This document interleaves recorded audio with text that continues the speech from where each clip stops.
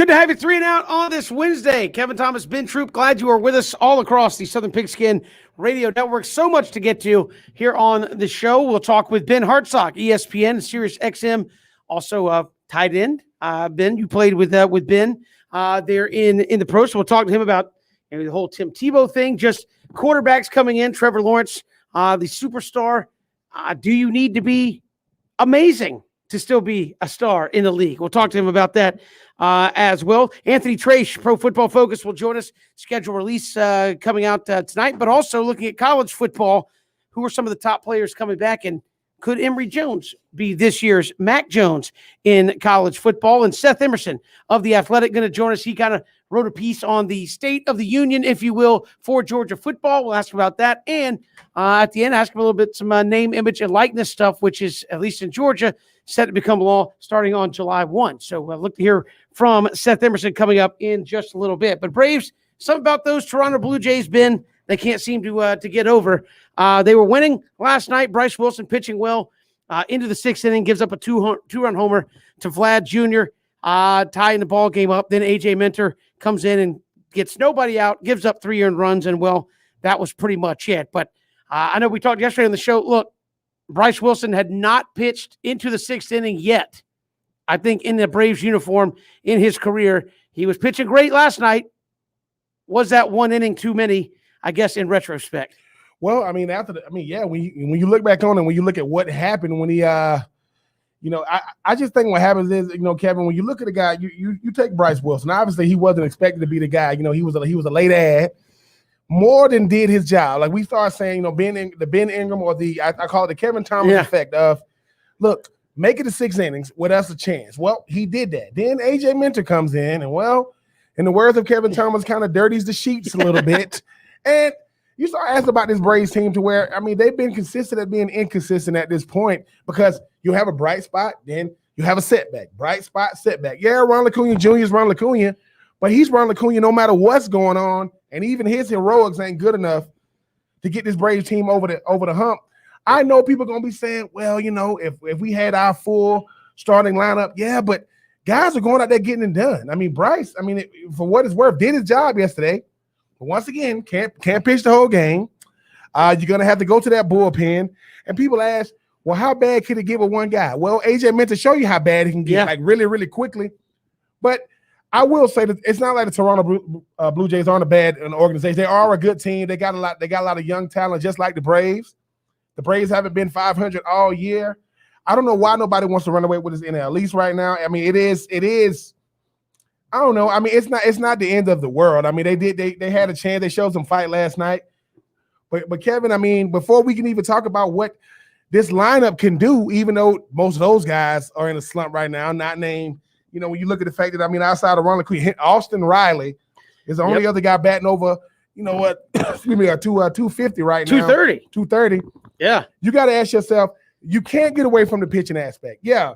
Freddie Freeman can have a slump. He can go over 20, then hit a home run and all these different things. But the pitching is going to have to get better because no matter who's coming back off the DL sooner rather than later, it makes you nervous because even when a guy like Bryce Wilson, who hasn't done what he did till last night, he leaves and then A.J. Minter comes in, that bullpen is going to have to start because that's what makes you nervous the most is if the Braves are winning, can this bullpen seal the win for you? And right now, you don't got a lot of confidence when they do actually have to go to that bullpen. Yeah, that answer is no right now, but they do get a good piece of that back tonight. Chris Martin added to the roster today after a outing last night in AAA, so a little bit of bullpen help there for Atlanta. But again, I know everybody said, look, this team hasn't been over 500 not one day here in 2021. They were at 500 last night, had a chance to do it and fall right back behind. But you kind of put that in perspective.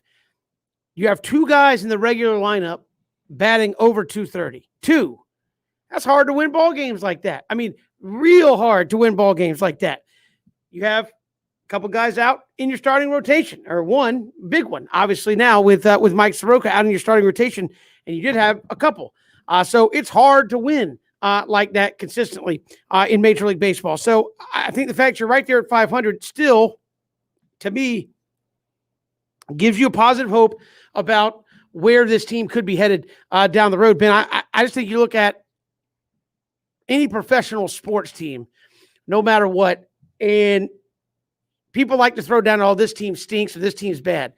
To me, it's the mark of a truly good team to go out there and say, boy, looking at the numbers, this team is not playing very well at all. They're not. 2 guys in the starting lineup batting over 230. You've missed some guys in the starting rotation as far as pitching is concerned. Your bullpen has been inconsistent. And you've missed Chris Martin all season, who was counted on to be one of your better pieces in the bullpen. And still, you're hanging around 500. To me, that shows you what kind of team the Braves are, that not much has consistently gone right for them, as you said, and still you're hanging around 500, which you get some of those pieces back, maybe you go the other side. And I've long since said this, you can win games or you can get into playoffs hanging around 500. I know everybody wants to talk about this team can win 100 games. This team, the St. Louis Cardinals, I think won 81 games a couple of years ago, won the World Series.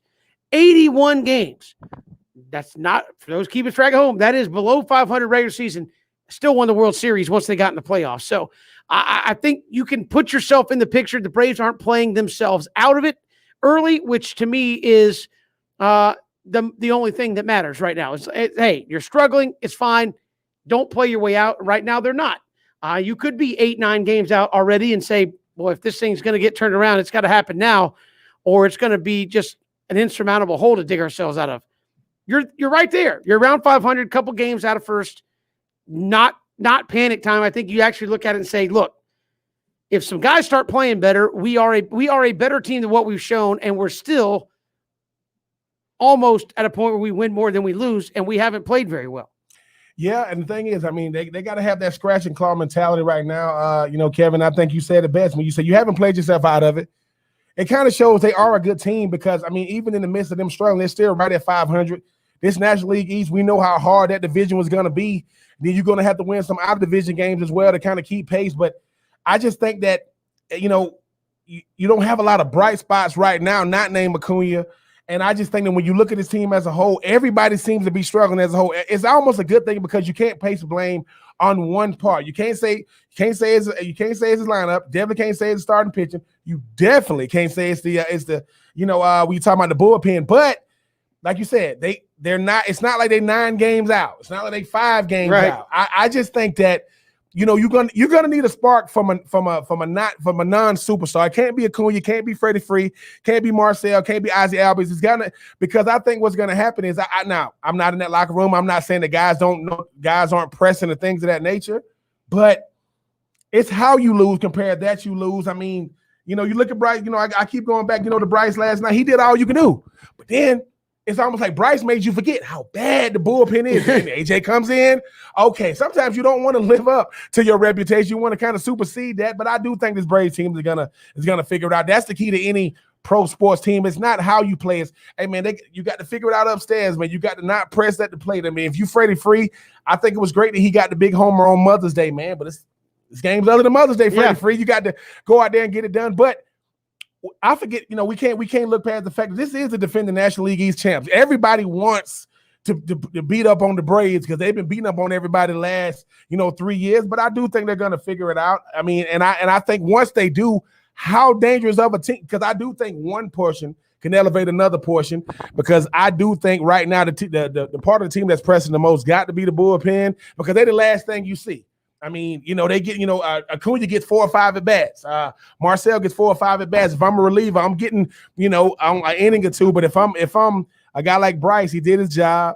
It can't be because the starting lineup isn't what it is. I just think this Braves team gonna have to figure it out, Kevin, because you know how it is. Once it starts getting bad consistently, then you start normalizing, not doing well. I'm not saying that's what they're doing, but I do know that teams are gonna kind of try to start separating themselves as we near closer to the All-Star break. Because we know, Kevin, pre-All-Star break, you get a mulligan. You get, okay, after the All-Star, man, you can't be playing around. And hopefully by the All-Star break, they'll still have a fighting chance. I think right now they've put themselves in an okay spot, and they haven't really hit their stride yet. I think there's more to come out of this Braves team than what we've seen consistently from them so far in 2021. We've got so much to get to here on the show. We'll come back. Ben Hartsock going to talk a little football with us, former tight end, now with ESPN and Sirius XM Radio. He will join us when we return. It's 3 and Out on the Southern Pigskin Radio Network.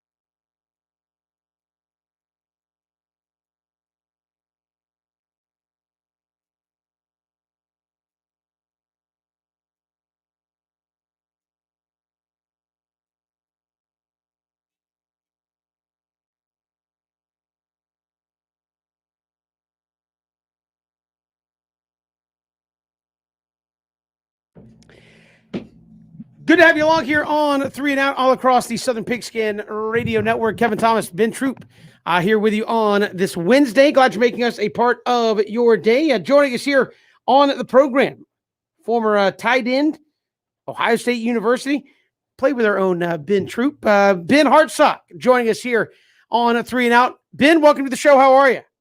Glad to be here, fellas. Happy, what is today? Today's Wednesday, hump day. Fired up. Hey, I'm glad I'm not the only one that forgets what day it is half the time. I'm right there with you. But, Ben, obviously, in our area, a lot of folks have been talking about Tim Tebow coming back in and getting a shot.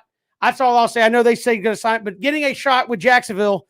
I know we've got our Ben here. You played tight end. I mean, this is ludicrous to think that he's going to come in without playing football for 8 years and play tight end and make the squad, right? It's unorthodox, guys. I mean, the reality is there's lots of factors in play here, and so you've got to decide. All right, what do you think is the main factor to consider a guy like Tim Tebow? And I mean, listen, this wasn't the way that I've read this and understand this. This was not the Jaguars reaching out to Tebow and his people. This was Tebow reaching out to the Jaguars to say, listen, Tebow's done with baseball. He tried to chase that for a while, and it didn't pan out. And so he got back in the building through his own relationships and connections. I find that kind of fascinating that we knew that Tebow and Urban Meyer were forever connected. Those Florida national championships are burned into our memory.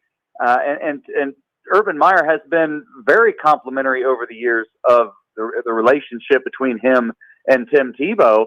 But I'll tell you, listen, I don't care how close I was with any of my coaches when I was a couple years removed from playing the game. Maybe they take my call and go out to have a cup of coffee, but they're not going to give me a workout. So I think it's really fascinating that the way that this worked out, the way that this transaction has come together was Tebow initiating it, the player initiating it. That's not a common thing to unfold. I mean, Bihar, even if that is true, which I've read those same reports when you talk about the fact that, I mean, let's face it.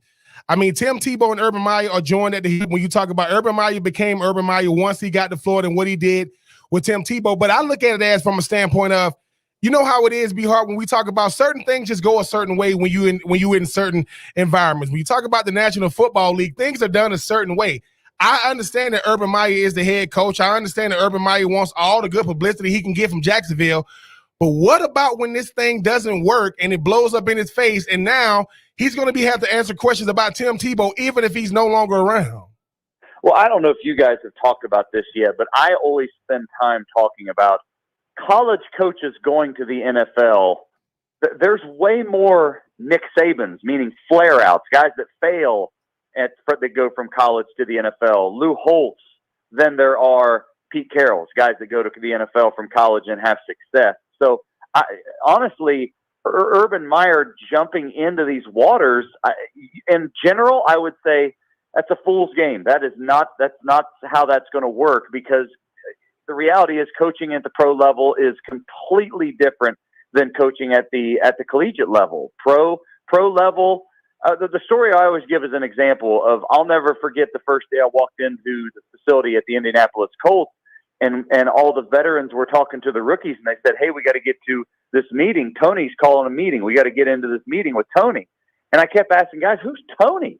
And they said, well, Tony Dungy, the head coach. And I was like, that's not you don't call the head coach by his first name, but in the NFL you do. And that's kind of a symbolic way to say that the partnership of players and coaches at the pro level is very much peer to peer. Coach, you have your role, player, I have my role, and we're going to go through this together. But at the college level, it is far more authoritarian. That's why you see this, the absolute control that Urban Meyer had at Ohio State. Saban has it at Alabama. Dabo Swinney has it at Clemson. So in general, I would say, you know what, Urban Meyer is. I don't buy it. I don't think that will work. But I think with Urban Meyer's pedigree, he has the highest winning percentage of any coach in history. Maybe not as many wins, but his percentage is as high, if not, I think it's the highest of any coach in college football history. He comes in with a credibility into the NFL that I think will give him some capital that he can burn. Because if Urban Meyer is going to implement his hard-nosed approach, I talked to plenty of people at Ohio State to talk about Urban Meyer is cut from the same cloth as Bill Belichick, that everything is up for competition. There's never a sense of comfort and being at peace and at ease. It is absolute competitiveness at all times, and that is a fatiguing way to lead a football team. It works more at the college level because the authority structure is such that players toe the line more often.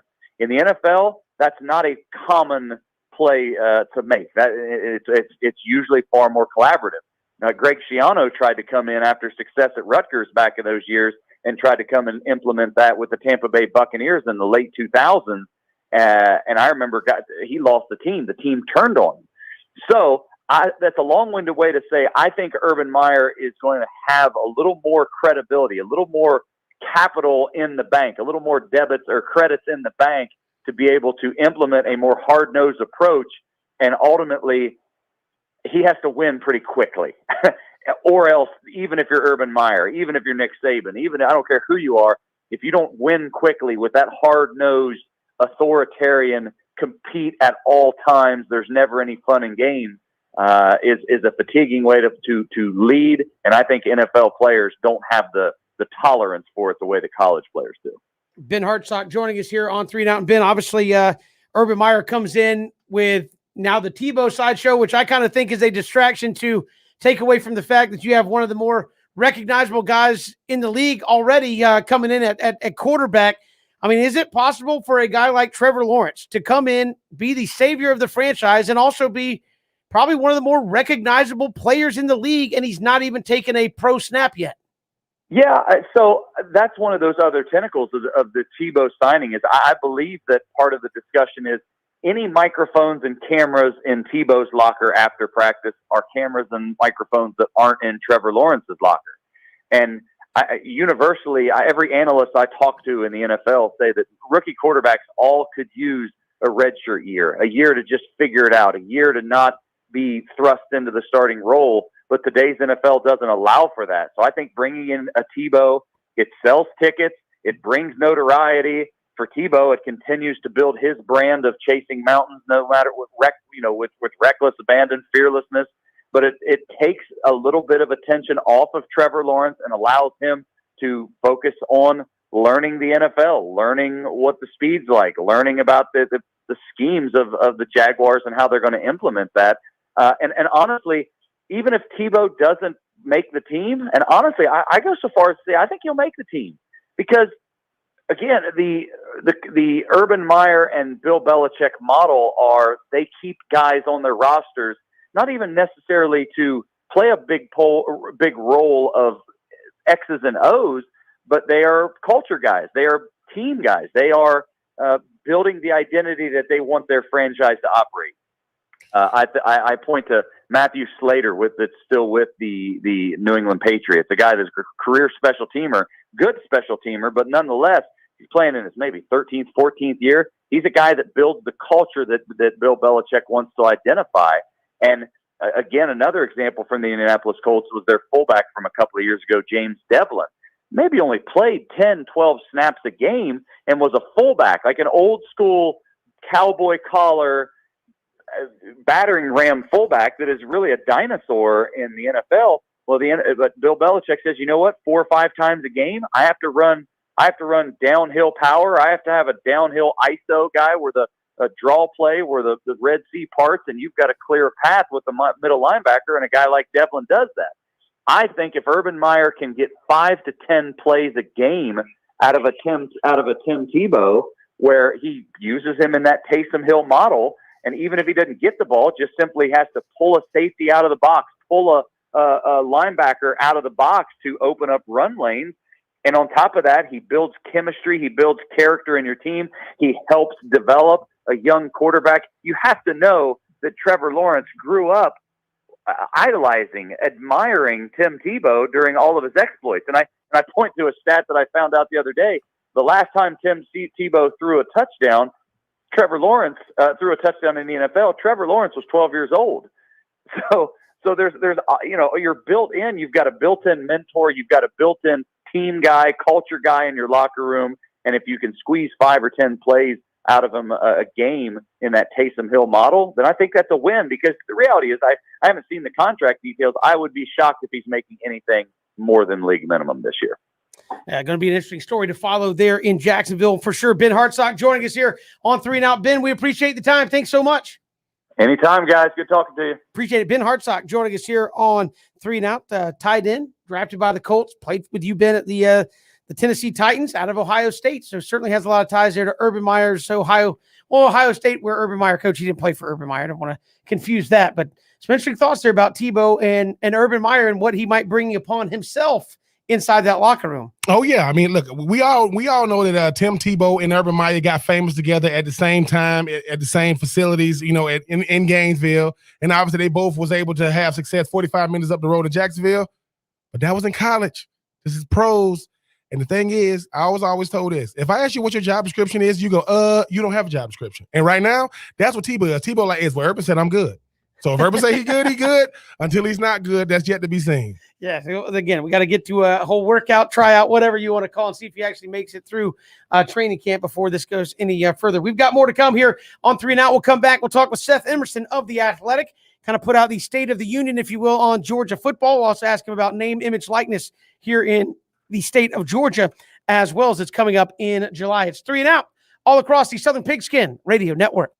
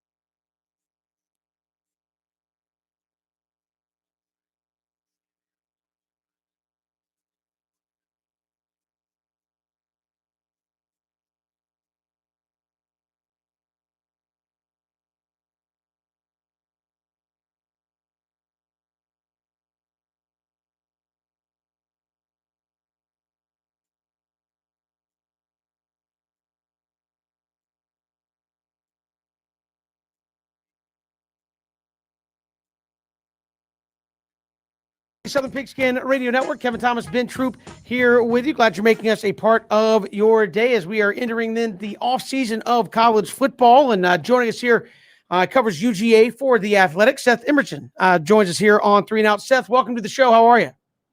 I'm doing well. How are you guys?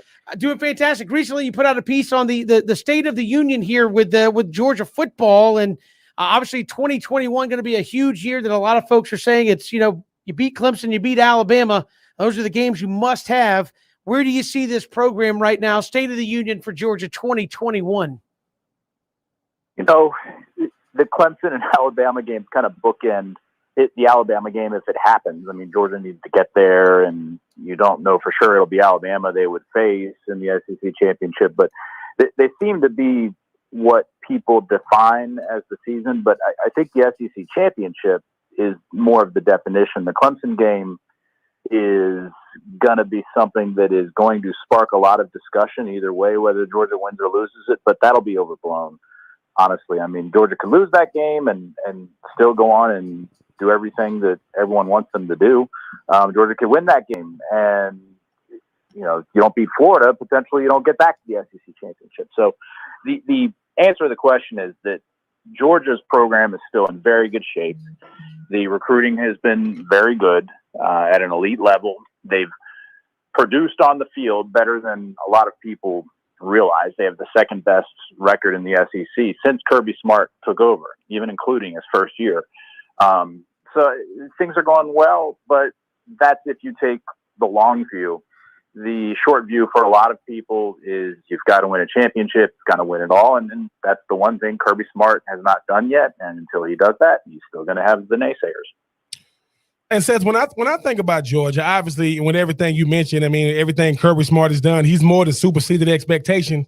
But I also think about JT Daniels, because to get Georgia where they want to go, I think about guys who grew up in the Southeast, always wanting to go to Georgia, not a guy who grew up in California, transferred in, even though he got the goods. Is he built to take Georgia to where they're trying to go? Not that he doesn't have the ability, but he's the guy that got, indoctrinated into, this Georgia way of doing things, not necessarily growing up wanting to play for Georgia. I think it's more the people around him. I think you can win a championship without the all-world quarterback. He's got a drive. He wants to be really good. He wants to get to the NFL, but he's more of a team guy when you talk to people. He's not he's not motivated purely by his individual goals. I mean, he wanted to be a starter, which is why he transferred from USC to Georgia. But now that he's here and now that he's the starter, I think he cares more about the team goals. And so then what matters more is the talent around him, and especially at receiver, which is pretty good without George Pickens, but could be better if they had George Pickens, and we'll see. Now he has to develop that talent, and they'll play a little bit different because they won't have George Pickens for most, if not all, the season. But then a lot of it's the offensive line too, and they've got to figure that out. I think JT Daniels, a lot of how he does, whether he makes this jump this year and is the next Mac Jones or Kyle Trask, or whether he's more like, maybe Jake Fromm's junior year, I think a lot of it's going to depend on the productivity around him. Seth Emerson joining us here on 3 and Out, and we look at the Georgia program as a whole. Is it not necessarily talent? It's not a problem. It's just development at this point, where the kind of the onus lies on this Georgia program. Can you develop it into a championship team? Yeah, and development can go a couple ways. They've developed some players pretty well, especially on defense, with Eric Stokes going from a 3-star, like he was a running back in high school and ended up being a first-round draft pick as a cornerback. They've brought in a lot of guys that have lived up to their expectations, but there's other guys that haven't. I think it's more, number one, attrition, holding on to more of these guys, and just getting it going well at the same time. They had that great mix in 2017 where they had a great defense and an offense that got better, that was good enough. And they had almost the same combination in 2018, but not quite as good a defense, even though the offense was a little bit better. And then 2019, the offense takes a step back. 2020. The offense is getting a little bit better, but still not at the level they wanted because mainly of the quarterback uncertainty. Now going into 2021, you have what should be a really good offense because you have so much coming back. On defense, you've got about half the starters coming back, but you've lost your cornerbacks.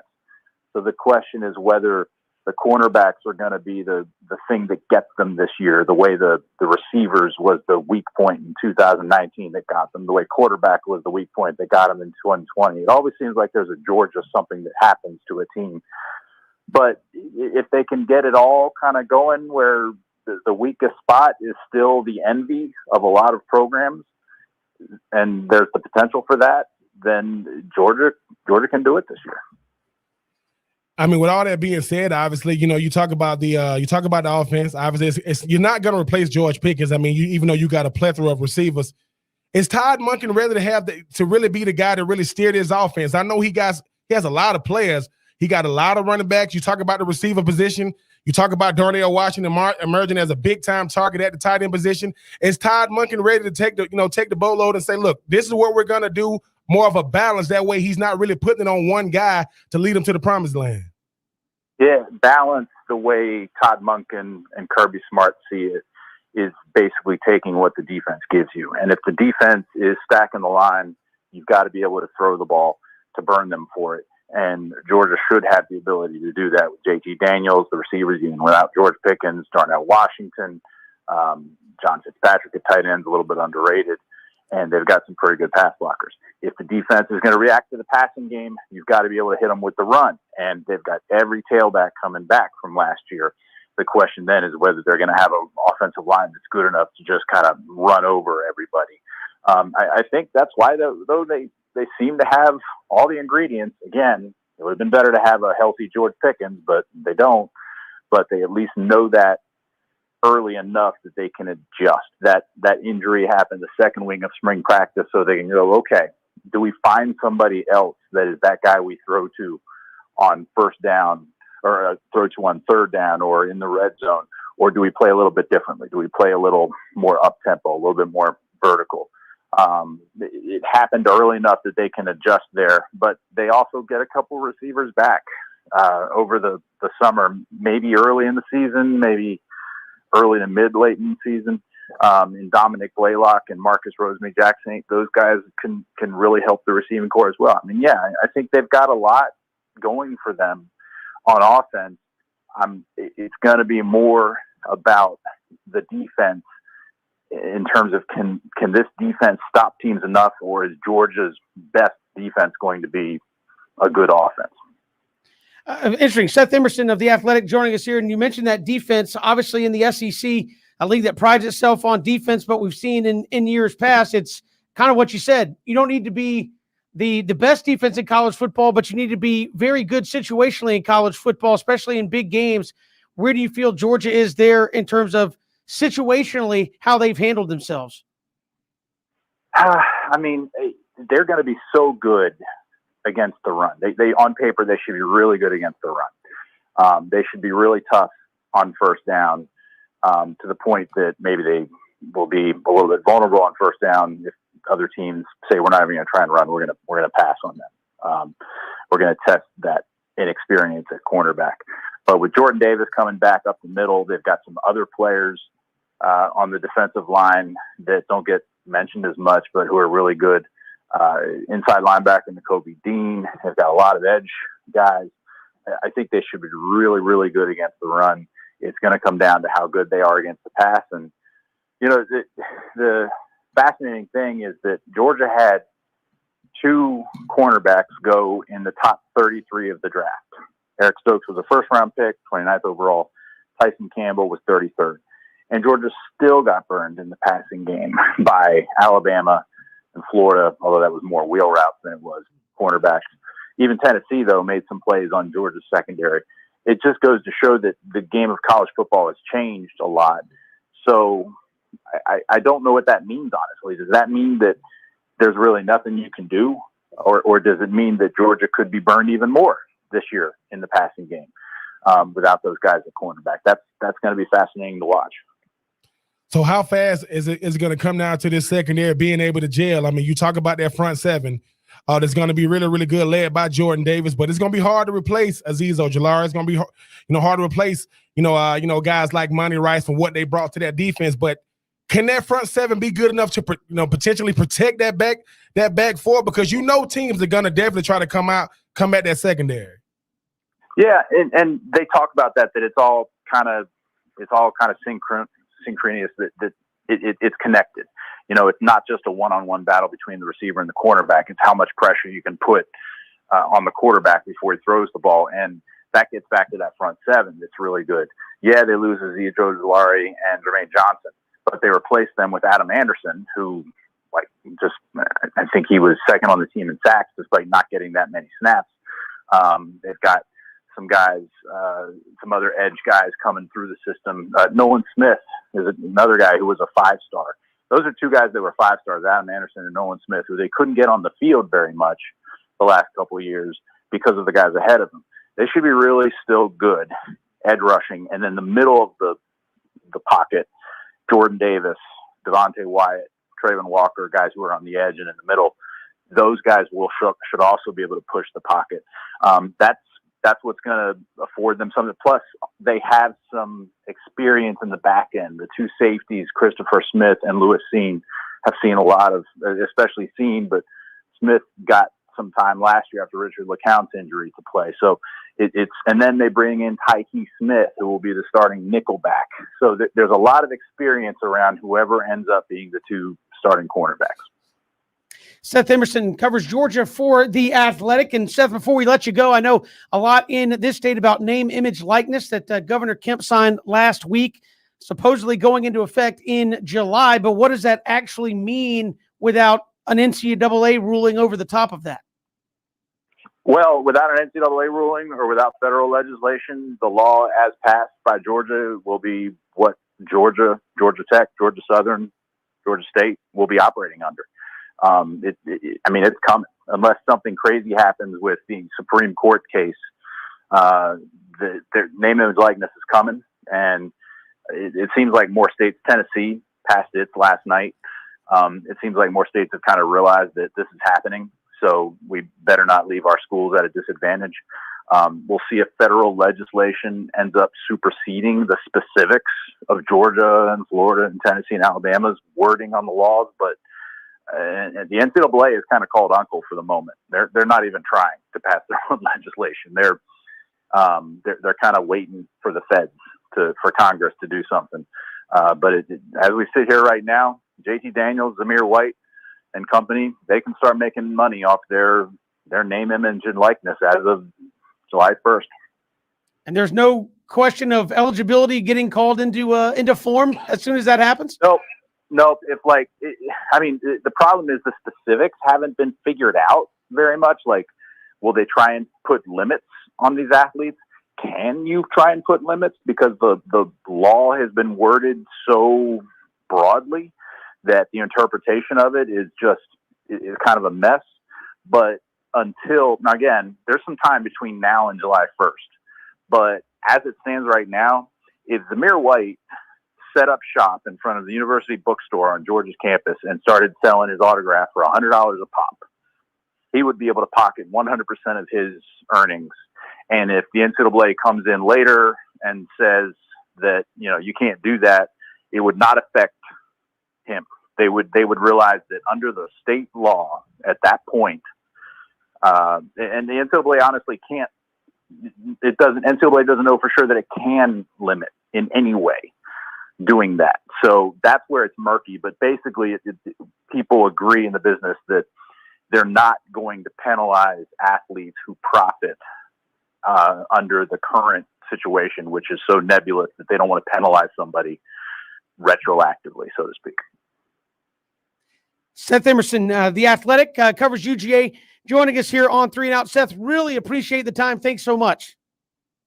Sure thing, guys. Appreciate it. Seth Emerson joining us here on 3 and Out. Great stuff there with the University of Georgia, and certainly interesting there with name, image, likeness at the very end. We've got more to come. 3 and Out all across the Southern Pigskin Radio Network.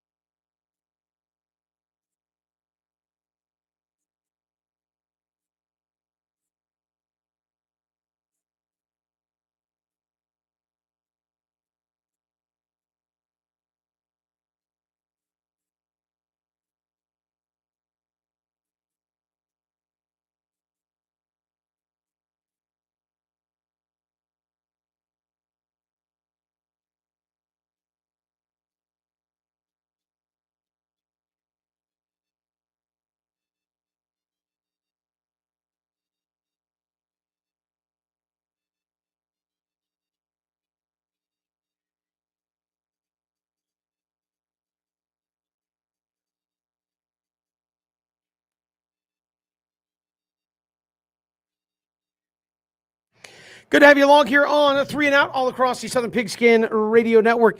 Kevin Thomas, Ben Troop here with you. And again, if we just heard from Seth Emerson, Ben, just quickly before we're up against it here at the top of the hour, something he said about the name, image, likeness law in Georgia that we all kind of, opened our eyes big at. And he said, no, July 1, they're good to go. Like no NCAA ruling, what have you. I was like, I think a lot of us assumed that, okay, the states can pass their law, but you're a part of the NCAA, which hasn't said anything about it. Are you risking ineligibility at that point?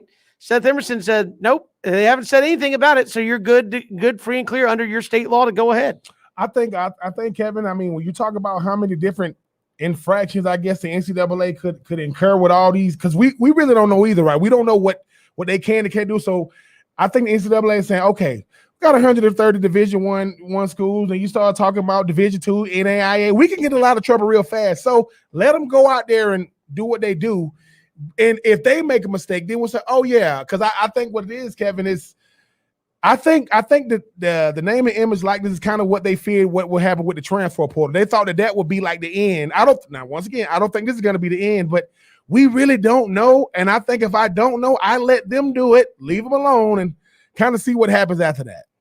Yeah, and again, we'll see what happens. This makes July 1st to me very interesting because working behind the scenes, if that's the information they're getting, that there are some athletes that already have something lined up, ready to go, where it's like, hey, I'm high profile enough at school X, Y, or Z in these states, Ben, that July 1, potentially July 2, I could be doing stuff to monetize my name, image, likeness. And I'm not saying, oh, he's going to have $100 million deal, but you could certainly have something where, hey, I can start monetizing my social media, or I could start, doing a local appearance or two for some extra dollars. I'm very interested to see how this continues to play out. And certainly now in states like Georgia, Alabama, Mississippi, Florida, and others who have that July 1 in effect date, what July 1 looks like for student athletes in those states where legislation has been signed. And according to what Seth Emerson said, no, the NCAA says nothing. They're, according to the laws in their states, ready to move forward. Now, I will say this. I mean, while these high-profile athletes are looking forward to go ahead and benefit off their name, image, and likeness, the one thing they do not control is their own time. So when it comes to these schools, they're going to want to know what you're doing, when you're doing. We're not saying you can't do it, but we need to know because, meeting times just happen to be around the time you want to go do your photo shoot or your commercial or, meeting time, because they're going to have to, I think when they're going to be able to benefit the most off of this is in the off season, because schedules for student athletes are crazy. When you talk about the fact they got to go to school, then when their day begins and everybody else day ends. So we'll see. Yeah, we got more to come here on 3 and Out. Anthony Trace, Pro Football Focus, will join us in hour number 2. Could Emory Jones be this year's Mac Jones? And who are some of the breakout players that we could be seeing coming up in 2021? We'll take 3 when we return. It's 3 and Out all across the Southern Pigskin Radio Network. We are streaming live, ESPNCoastal.com. Love to hear from you on Twitter as well, at Pigskin Radio, at Pigskin Radio. Hour 2 around the corner here on 3 and Out.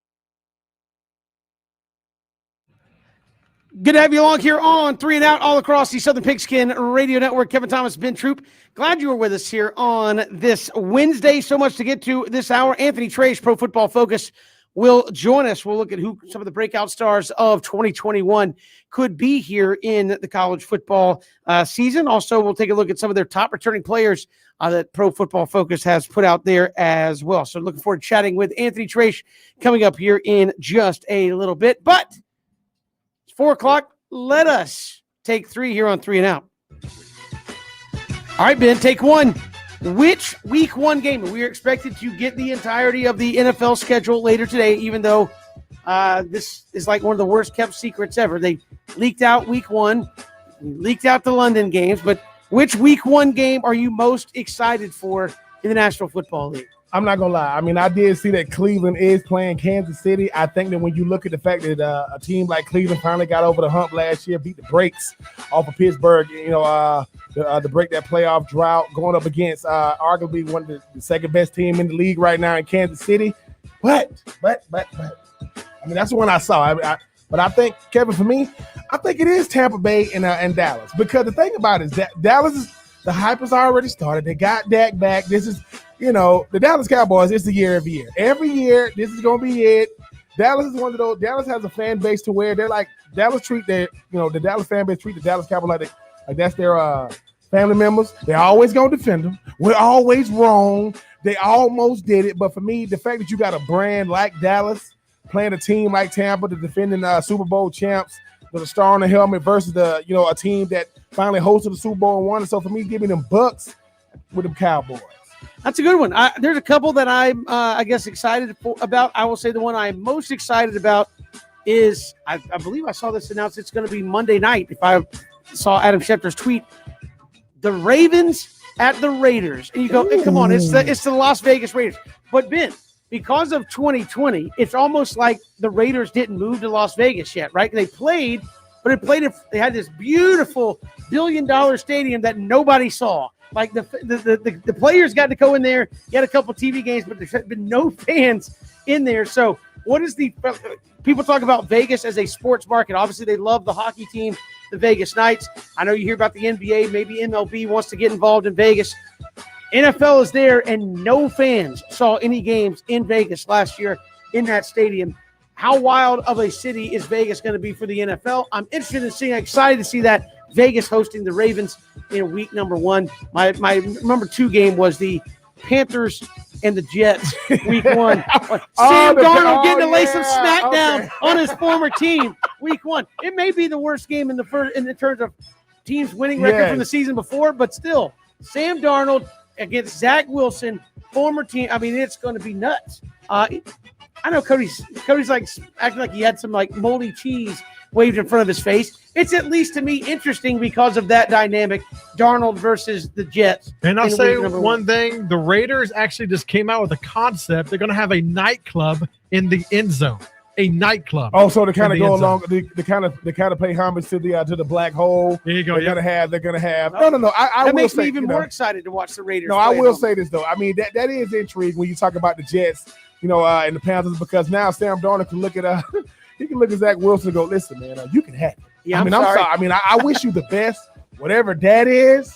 But I want to come to a franchise that cares about winning, putting guys around me to help me win. Christian McCaffrey and those. Now, matter of fact, I think Nelson that used to play for the Jets, he's with Carolina, so he could be like, yeah, man, I don't want to deal with.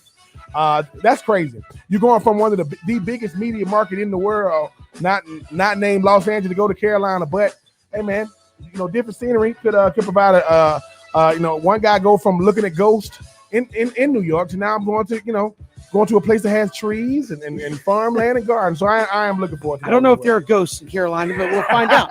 If Sam Darnold sees them there, but maybe we've got more problems. But take 2, Ben.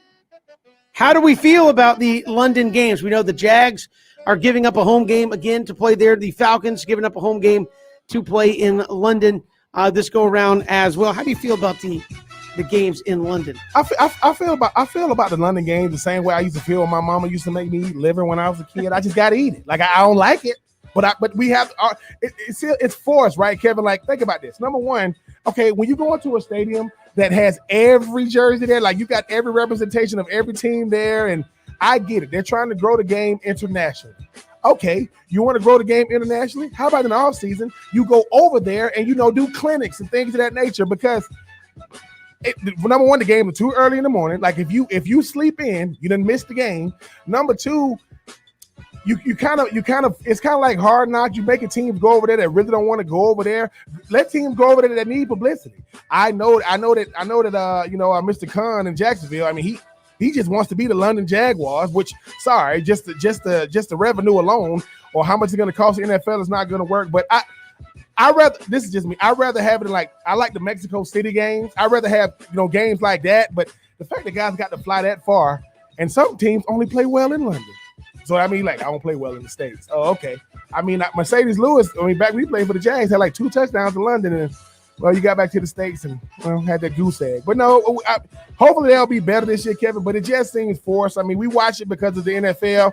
But if it wasn't the NFL, would we be watching it? No. So, I mean, it's a take it rather than leave it. I'd rather leave it, but here we are. Yeah, I'm with you. I could do without it. And not just because, obviously, the games are on early, but it's just, what are you trying to do? Like, are you trying to make Jaguar fans in London? Are you trying to make Falcons fans in London or whoever's going over there?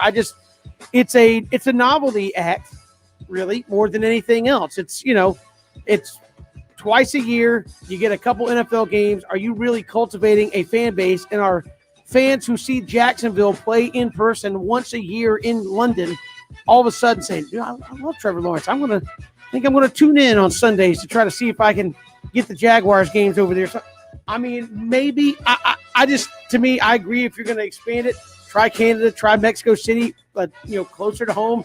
But it seems like nobody enjoys doing it. For the players, it's like, hey, I get a nice trip, and you got to go out there so early to acclimate to the time change, and then you don't have to play the week after because you have to acclimate to the time change coming back and traveling. But the organizations, I guess, for the money, like doing it, but it doesn't seem like anybody else likes doing it. And you're just doing it because, we treat sports like we're playing the game of Risk. We're out here for world domination. And just because hey, let's try a game in Russia. Why? Just because we're going to try to expand the game. And then we're going to put one in Australia. And then we're going to try to play in India. And then we're going to play in Egypt. And we're going to play in Japan. And we're going to expand the game so we control the globe. I mean, I think it's unnecessary. And I wish they would kind of stop. Just my 2 cents. All right, take 3. Rank the stupidity. And we see a lot of dumb things. And thanks to social media, we see a lot of dumb things. Rank the stupidity. 1 to 10 on people filling up plastic bags with gas. Of course, the gas shortage that is out there, I don't think Southeast Georgia we're going to be hit by as much in terms of supply, but you see people in Atlanta. There was a video of a lady pouring gas out of the pump into a shopping bag. I'm gonna go 11. I'm gonna tell you why. Because I like to rank things on a stupidity level based off something that probably should happen, but people probably outside of their element. Number one, that's somebody's parent. Okay, that's somebody's mom, that's somebody's sister, that's somebody's aunt. But this is the thing: they're not just doing that because of the shortage. This is what they do. Like somebody go, hey, you don't put water or anything liquidy in a plastic bag because it's gonna come out. And so then they put out another bag, and then you had the guy. You know how you got the pressure washer, they got the big, and he's filling his up. People, listen to me. Social media is international. Everybody can see this. So people are saying, wait a minute. So you put gas in a gas tank in a car, right? The best thing you can see to put your gas in, I got some plastic bags in the back. Now, I'm just saying, Kevin, when I look at stuff like this, just imagine the person in the back going, look at this. And the thing, go and get another one. I saw Louis Riddick on Twitter saying, oh, so what, we really got to tell people? We're in the business of having to tell people. Like, that's what I'm saying. Bigger than the fact that she did it, somebody had to tell her, Yeah. You know what I'm supposed to go in there. Like never in the history of putting gas in a container did we say, hey, let me get one of the plastic bags in the bag. I got to fill up. That's ridiculous. Hold on, But let me take my bread out of this bag real I give quick. it an 11. No, I give it an 11. Yeah, no, that is 10 out of 10. And I honestly think that, somebody who does that should not be walking around by themselves. I mean, I'm just saying, look, when I saw that, I'm like, okay, so I get it. You're freaking out. You're putting gas in a plastic bag. Okay, that in of itself is a high level of stupidity. It also says on the gas pump, don't put gas in unauthorized containers. It also is spilling all over the ground. It also, how are you going to get it out of the bag into a can and or gas tank? That's what I'm saying. That's what somebody was saying. Like, how are you going to transfer it from there into something else? So you're going to take it out of the bag? You're going to have to siphon container? it, I guess. I don't know. How did you get it in the container? I took it out of the bag. What? like yeah. No, I'm just saying it's one of those things to where. I mean, the level of common sense on that. I mean, you just shake your head and go, like, so now it's all over the ground. Then it's all over your trunk. And when you get home, are they going to get home and go, left, I had 5 bags full of gas. Yeah, what happened? All the, hey man, why now they're all like empty. The what happened? It's like I'm just saying, man. And this is the crazy part too. People say we're better than this. No, we're not. No, we're not because there was somebody somewhere else that was putting in the bag that didn't get filmed. They're like, wait a minute, you don't put this in a bag? Like no, like okay, hey. We're gonna transport this water. This is how we're gonna transport it. We're gonna transport this liquid in plastic bags, and we're dead serious. Like what? All I'm saying is, I'm happy that we're getting everything in order as far as like the pipeline or whatever happened when it comes to the gas. Because if that happened yesterday, I don't want to see what extent we were willing to go. And I say we because we are all in this world together, and I'm sorry if we can celebrate each other when we do good. Yeah, we must talk trash about each other when we do idiotic things, and that's what happened yesterday. That's what. Yeah, a grocery sack trying to get. I mean, what's in the grocery bag? Groceries. Yeah, like, usually. Think about that. But again, if you've been around, planet Earth for more than about 5 seconds, I mean, let's say you've been and you have children, and I'm kind of hoping this lady does not. But let's say you have had children. They get a boo-boo. Hey, I need some ice in a bag. Okay, you put it in put it in the grocery bag. That's fine. After about 10 minutes, what happens? Water just starts pouring out everywhere because it's got holes in it. Like that is, low-level competence, and that made me hurt a little bit yesterday when you see someone putting gas in a plastic bag that's thusly leaking everywhere. So I'd hate to know what that pump read when she was done. Probably like several $100, and half of it was laying on the ground. But anyways, that's neither here nor there. That's take 3. We do it every day this time. We got more to come here on 3 and Out, including Anthony Trace, PFF, will join us in about 20 minutes. It's 3 and Out on the Southern Pigskin Radio Network.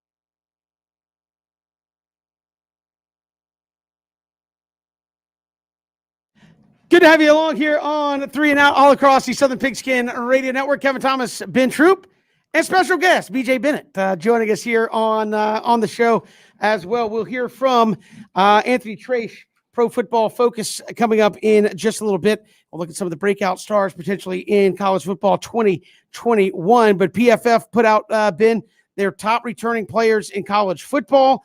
Some of note: Spencer Rattler, number 1 quarterback. Sam Howell, number 2. De'Aaron King, number 3.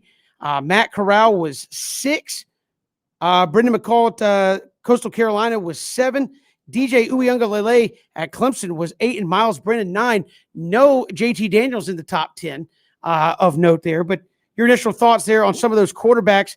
And you have a young man, obviously he's played more than Uiagalelei, but you have a young man from Coastal Carolina ahead of a starter at Clemson heading into 2021, according to PFF.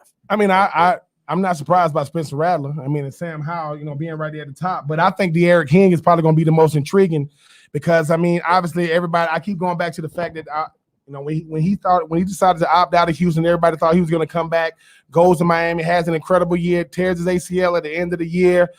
Was really, really good, though. Got embarrassed a little bit against North Carolina, but that had less to do with him and more to do with what the defense wasn't able to do in stopping the run.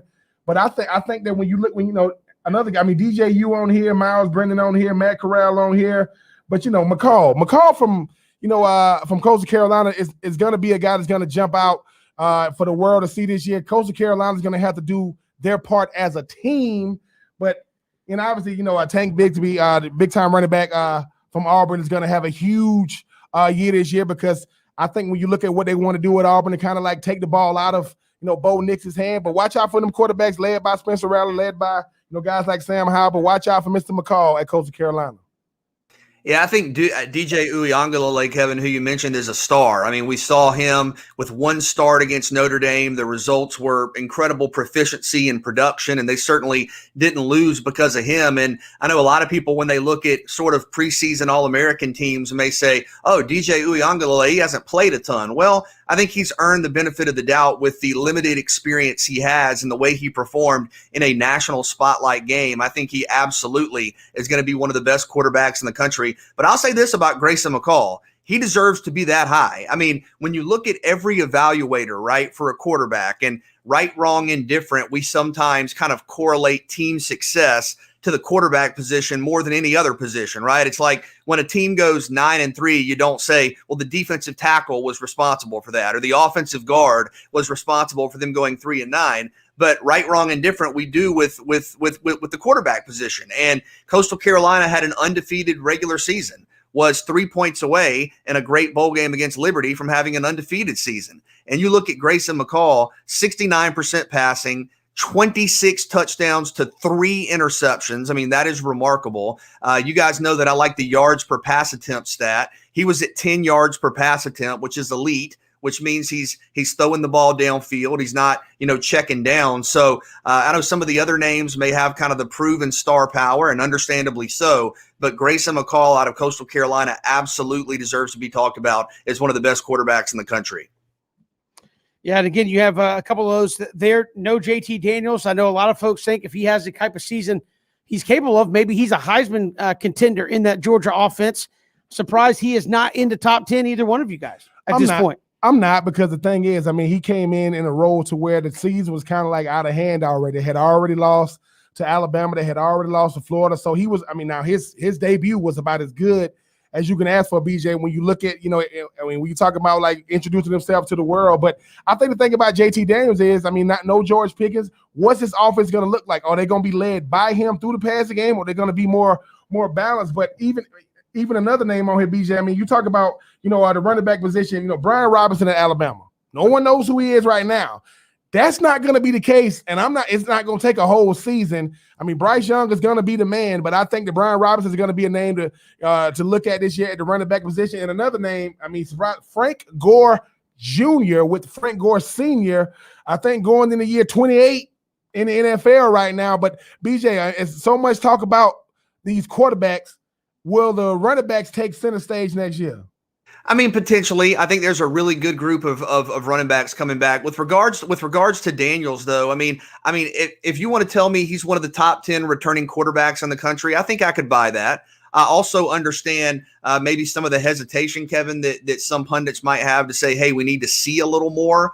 But if I'm going to give DJ Uiagalelei obviously the benefit of the doubt after just a couple of performances, I think I'm okay doing that with JT Daniels at Georgia. And you mentioned what he did a year ago. Really, only the South Carolina game was underwhelming, and Georgia was running the football. It's not like he was struggling. And the offense was struggling. Georgia scored 45 points against South Carolina. Daniels just wasn't a huge part of the game plan that day because of how well the Dogs were running the football. But you look at his first start against Mississippi State, 401 yards, 4 touchdowns, 74% completions, 10.6 yards per pass attempt. That's elite. That's elite in every way. You look at the Missouri game, 300 yards, 3 touchdowns, 11 yards per pass attempt. You look at the bowl game, and he obviously had a late drive to help get Podlesny in position for the late field goal. 392 yards, 69% completion. So, how does Georgia's offense look without George Pickens? I think that's fair to ask. But I do think if you want to tell me JT Daniels is a top 10 quarterback in college football, I can buy that. But I can also understand, I guess, Kevin, a little bit of the hesitation for people saying, I just want to see a little more. I want to see, 2, 3, 4 games. And then maybe he does emerge as that Heisman Trophy candidate or is kind of the top tier quarterback right up there with 4 or 5 other guys in the country. But I think JT Daniels has earned his way into this conversation. Absolutely. And again, they put it out for all the different players in college football. The running backs put out there as well. Tank Bigsby, number 1 running back on their list. Brian Robinson at Bama. And Ben and I were talking, BJ, before the show. Kind of funny that most people, you say Brian Robinson, Alabama, most people right now will go, who? Like, did he play it all last year? And now he's the top 4 running back returning in college football.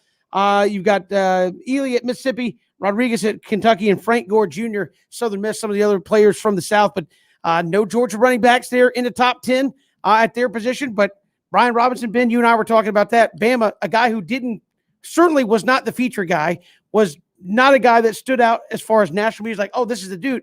Now he's the top 4 running back in college football there at Alabama. That's the Najee Harris effect. I mean, Najee Harris was the number 1 running back coming out 4 years ago when he was essentially a backup for his first 2 years. Got that starting role his junior and senior year, ended up becoming the all-time leading rusher, at Alabama. A lot of times, too, when you have changing of the guards at school, sometimes it's the guy, leading the way that kind of sets the precedent. I mean, you look at Mac Jones, he came behind Tua, took quarterback into another level, didn't win the Heisman, but threw to the Heisman. Brian Robinson is going to be a guy that's going to be featured. If you play running back for Alabama, even with them going to the passing game, you look at how much balance that brings, and he's going to be a bruising back. I mean, I'm pretty sure he got some highlights out there already, but I think, BJ, when you look at what this Alabama offense is going to want to do, even though it's going to be led by Bryce Young, I think Brian Robinson going to make it so that defenses that are going to be going up against this team going to have to keep it balanced.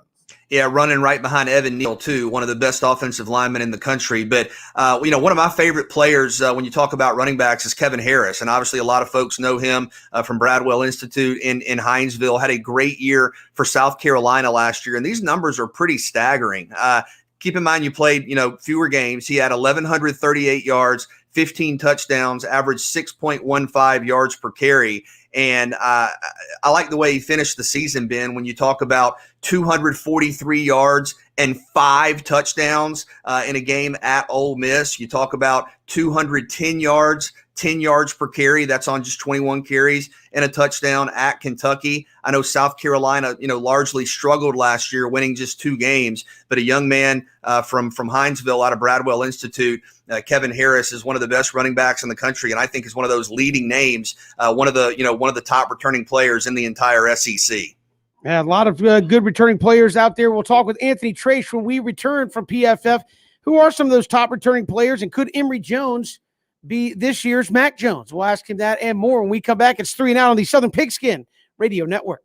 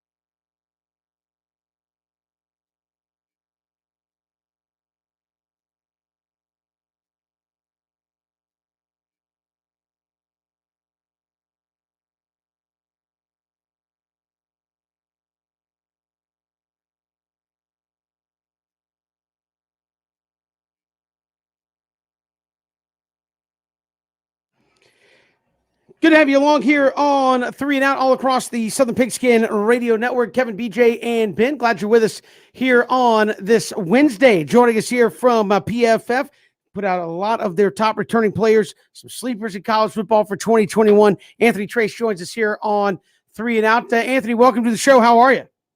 I'm doing well. How you guys doing? I'm doing fantastic. I know we saw a lot of extreme talent go to the National Football League, but a lot of great players coming back. You guys at PFF have put out top 10 returners at a lot of positions, plus some sleepers out there at quarterback. You have Emory Jones as your sleeper. Could he be kind of this year's Mac Jones, where he's good?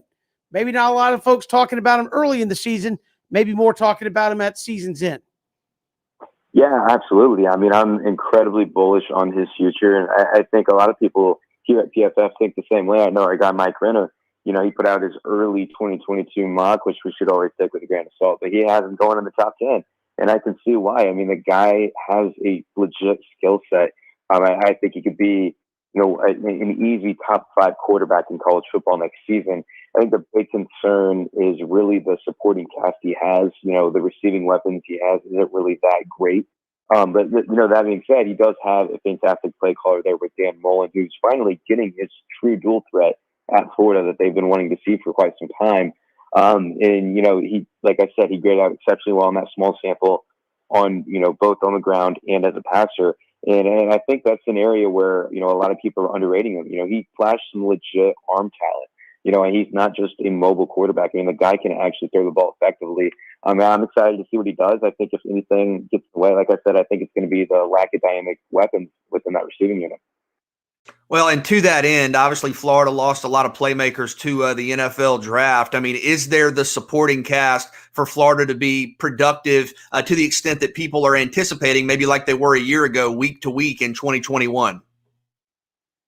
Yeah, that's the big question, and you're going to have to see some guys really step up there.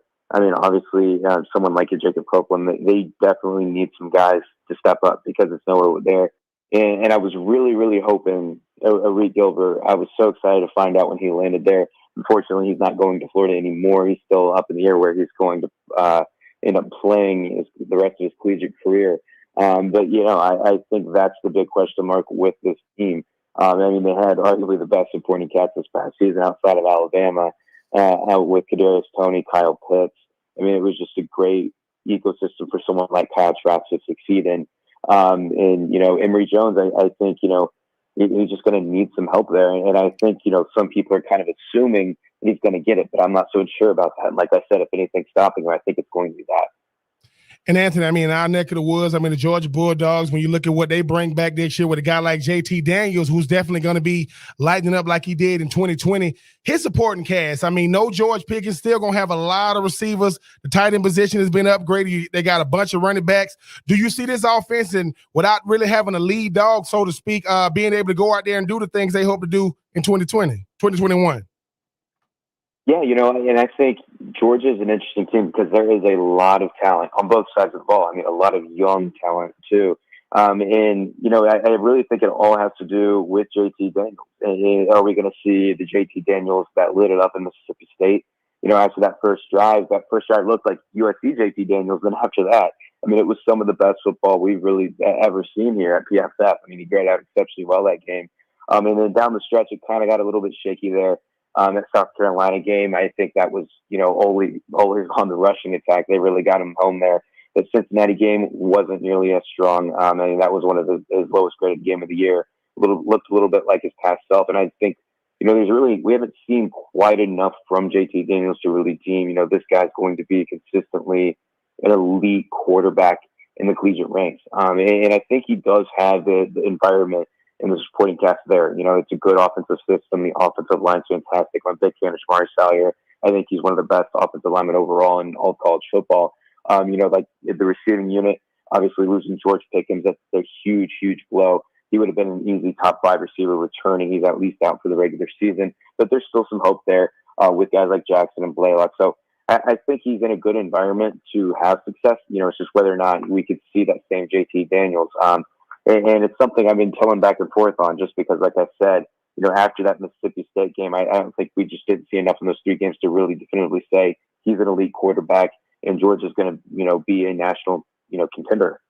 I was going to say, Anthony, do you feel they have enough on the whole to be a national contender? You talk about the talent that Kirby has brought into Athens, but I look at you guys broke down the top 10 returning players at each position in college football, and the colleges with the most players that rank in the top 10 at each position. Georgia has 3. Alabama has 9. I mean, do they have enough top players across the board to get them in that national championship game in your estimation? Yeah, I think they do. And with a team like Georgia, I think with that list, they had so many guys that were on the cusp there. I mean, so many guys that were on the cusp. And I do think they still have plenty of guys that are going to break out. Someone like an Adam Anderson, I think he's ready to have a monster year. He had, on a very small sample, graded out exceptionally well for us this past season. And I think the big, what could be the downfall outside of the quarterback position, depending what happens there, is the cornerback unit. They're going to need some guys to step up, like a Ringo. I know, former highly coveted recruit. They are going to need some help there.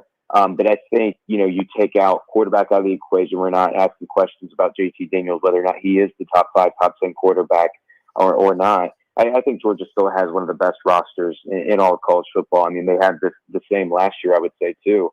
It was just kind of that quarterback position that kind of hurt them early on in the season.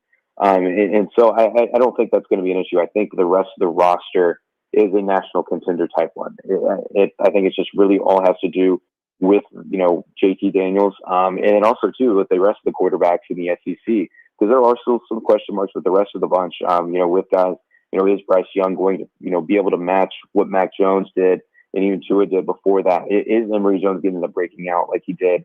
I mean, and there's still some question marks. I don't think there's definitively, safe play in there. I think, someone like with Matt Corral, I think he's going to have a good year in Lane Kiffin's offense. But again, that defense, I don't think it's going to be much better than what it was this past season. And it was a borderline liability for him. And I think Miles Brennan should be coming back to have a lot of success. It's a good LSU team all around him. There's still some question marks there. So, this SEC in 2021, I think it's murky across the board. There's no doubt it's the best conference in all of college football. But it all has to do with the quarterback position. And it's easy when you talk about the SEC to look at obviously Alabama, Georgia, Florida, LSU, of course, the national champion a couple of years ago. They have a number of guys in your top 10. I mean, is LSU capable of moving back into that top 10 type role, or do they not quite have enough to be there right now? Yeah, I think they definitely do. And as long as Miles Brennan has a healthy season, I think they can get there. I mean, he was performing exceptionally well before he went down. And that is also assuming, too, Reed Gilbert, if he does end up returning back to LSU, I think that would be a massive get for that offense. I mean, too, you look at that defense, I mean, from top to bottom at every level of the field, they're just absolutely loaded. I mean, that outside cornerback duo with Derek Stingley Jr. and Eli Ricks, I think that has the potential to be a historic one. I mean, those two guys are easily, I had them at first and third returning in college football with Ahmad Gardner from Cincinnati sandwiched in between those two. I mean, that's just going to be a potent duo. And then they add Mike Jones, one of the top coverage linebackers in college football, coming over from Clemson. And then you have guys like Ali Gay and BJ Ojulari on the defensive front. I mean, it's just a good defense from top to bottom. I think it's going to be much improved. And it's like I said, as long as Miles Brennan stays healthy, I would not count them out to make some noise this year. I think they're going to be a lot better than they were last year. And obviously, you have Oklahoma edge rusher Nick Bonito. I want to make sure I'm saying his name right. Nick Bonito as the most underrated player in the college football this year. Who's your most underrated player in the SEC? Because I know you got the usual names. You got the JT Daniels. You got the Matt Corrals. You got the Derek Stingley Jr., the headliners. Is there a guy, regardless of team in the SEC, that's being overlooked right now? Yeah, that's a very good question. And I do think, there's two names that immediately I would say three names that come to mind. One of them plays for Georgia, Tyke Smith, the transfer from West Virginia.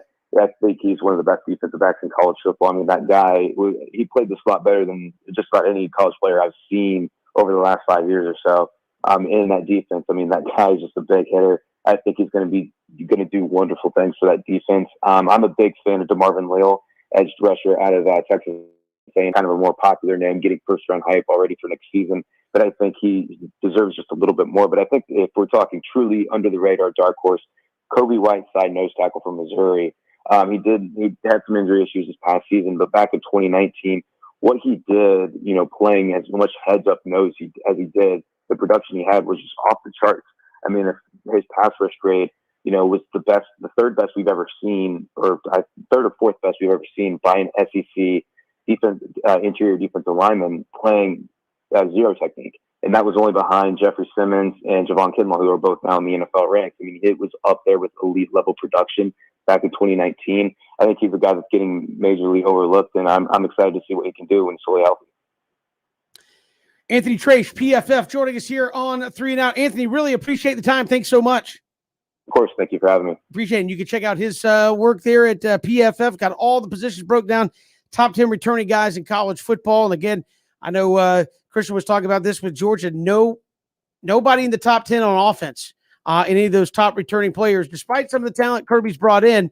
Is that cause for concern when you're looking at a team like Alabama? I was surprised Alabama, with all that they put in the NFL draft, still with 9 players on the top 10 at their position list. That is pretty darn good if you're Nick Saban, to lose all that to the draft and still have 9 guys in the top 10 at their position coming back in college football. Well, I mean, Alabama's the standard. That's clear, and we see that every year. Isn't it amazing that literally every metric we have to evaluate talent, it's not just 1 or 2. It's Alabama's winning the recruiting rankings. They're the most All-Americans, the NFL draft. So it's absolutely Alabama. I think Georgia has more talent than people might even think, and about the talent defensively. Obviously, that stands out. But you do have Justin Schaefer as a top 5 offensive guard from Georgia in that list. I think a wide receiver will emerge as one of the best in the SEC. I think Daniels, you could talk about as a top 10 quarterback. I think the running backs speak for themselves. So Georgia has talent. Is it Alabama talent? No, but I don't think anybody, probably not even Clemson at this point, is right there. But after those 2 schools, Georgia's got as much talent as anybody in the country, I think. Yeah, I mean, that's the difference of having, trying to build a 5-star culture in Athens, and you got a 5-star, factory coming out of Tuscaloosa. And the thing about Alabama is, I mean, I keep going back to Najee Harris. I know I mentioned him earlier in the show. Najee Harris literally went to Alabama because he was at the All-American game with Tua, and Tua said, come on, man, let's go to Alabama. That's literally how Najee Harris ended up at Alabama. He left, a part of Alabama to go to another part of Alabama. I mean, he left Texas to go to Alabama. But I do think, BJ, when you look at it's just the one thing Alabama does is being talked about not being done good enough in Athens. That's development. These players are being developed in Alabama, and they're going out there and showing, and they know if you have been recruited by Nick Saban, you're going to win the national championship. Every last recruiting class he's had has won the national championship. So, yeah, while Athens has the talent, I think Tuscaloosa got the culture. And when they meet each other, the culture usually beats the talent. We'll see what happens if they do meet each other again in Atlanta this year. We've got more to come here on 3 and Out, all across the Southern Pigskin Radio Network. We are streaming live, ESPNCoastal.com. Love to hear from you on Twitter as well, at Pigskin Radio.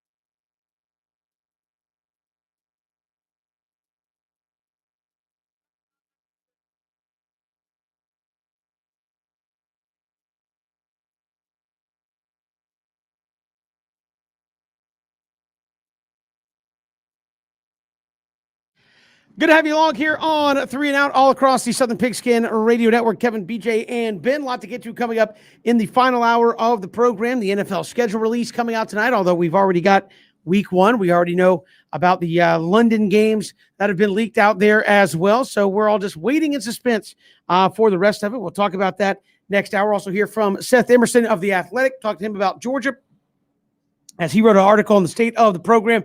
Also get his thoughts on name, image, likeness, which are set to go into effect on July 1st. So he'll join us coming up, or we'll hear from him in the final hour of the program. We'll also talk some Braves, some good news, and some bad news. If you haven't been paying attention, you want the good news first.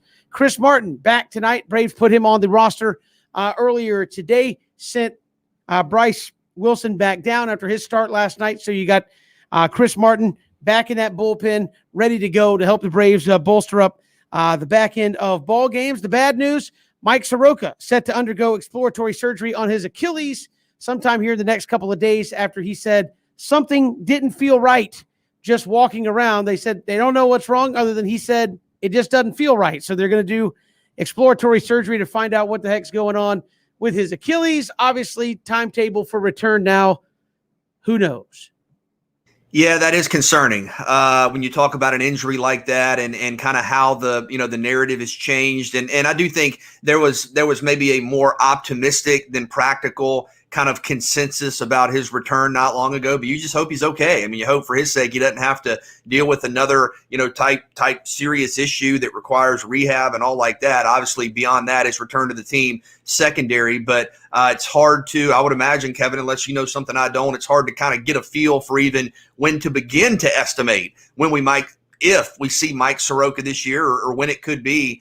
So yeah, that is tough news. And again, you wish him the best. But Martin, that is good news. He's a really good pitcher. And I know sometimes when you look at the bullpen, it's kind of natural to talk about the closer and then talk about the guys that are struggling and kind of forget everybody else. Martin is one of those players, Ben, that he's so good sometimes you kind of forget about him because he just comes out there and it's like he throws that sinker and the low fastball and it's like ground out, ground out, ground out. Okay, you move on. There's not great drama with him, which is a good thing, for a reliever. But I think having Chris Martin maybe in that setup role, maybe in certain times in the 7th inning, is certainly a big-time asset for the Braves. A big-time asset when you talk about closing out games in the 7th, 8th, 9th innings. Yeah, but the whole thing about it is, BJ, I mean, this is the thing. I mean, we were just talking yesterday about how Bryce Wilson's never gone 6 innings. He did it yesterday. Then AJ Minter comes in and you forget all about it. Chris Martin, he is a bright spot, but that's all it is. It's almost like he can only do so much. He's a setup guy. I mean, this time in the offseason, we were talking about Will Smith. He was supposed to be that guy to kind of, make the bullpen kind of be settled. I know when it comes to the Braves, as Kevin said, you want the good news or the bad news. Well, the good news is, Bryce Wilson kind of looked the part. The bad news is he got called back down. Chris Martin got called back up. And Mike Soroka said, I don't feel right walking around. This Braves team gonna have to get it together. I understand that ebbs and flows happen with any, ball club, any organization, but we can't be, sitting in the barbershop talking about how good Ronald Acuna Jr. is because he hit his 11th home run and forget the fact that the Braves, have been over 500 all season. So they're gonna have to figure it out. It's almost better when everybody's struggling because ain't no pointing the finger. But I just think that, this NL East is – BJ, I want to give you praise about it's probably going to come down to 2 or 3 games at the end of the season. It's crazy. You play 160 of them and still come down to the last 2 or 3. But it is good to have Chris Martin back in the lineup. I mean, he definitely, adds a spark. The only problem is you don't see him till inning, the 6th or the 7th inning. You got to be able to make it there without losing it. We'll talk more about that in the final hour coming up next. 3 and Out.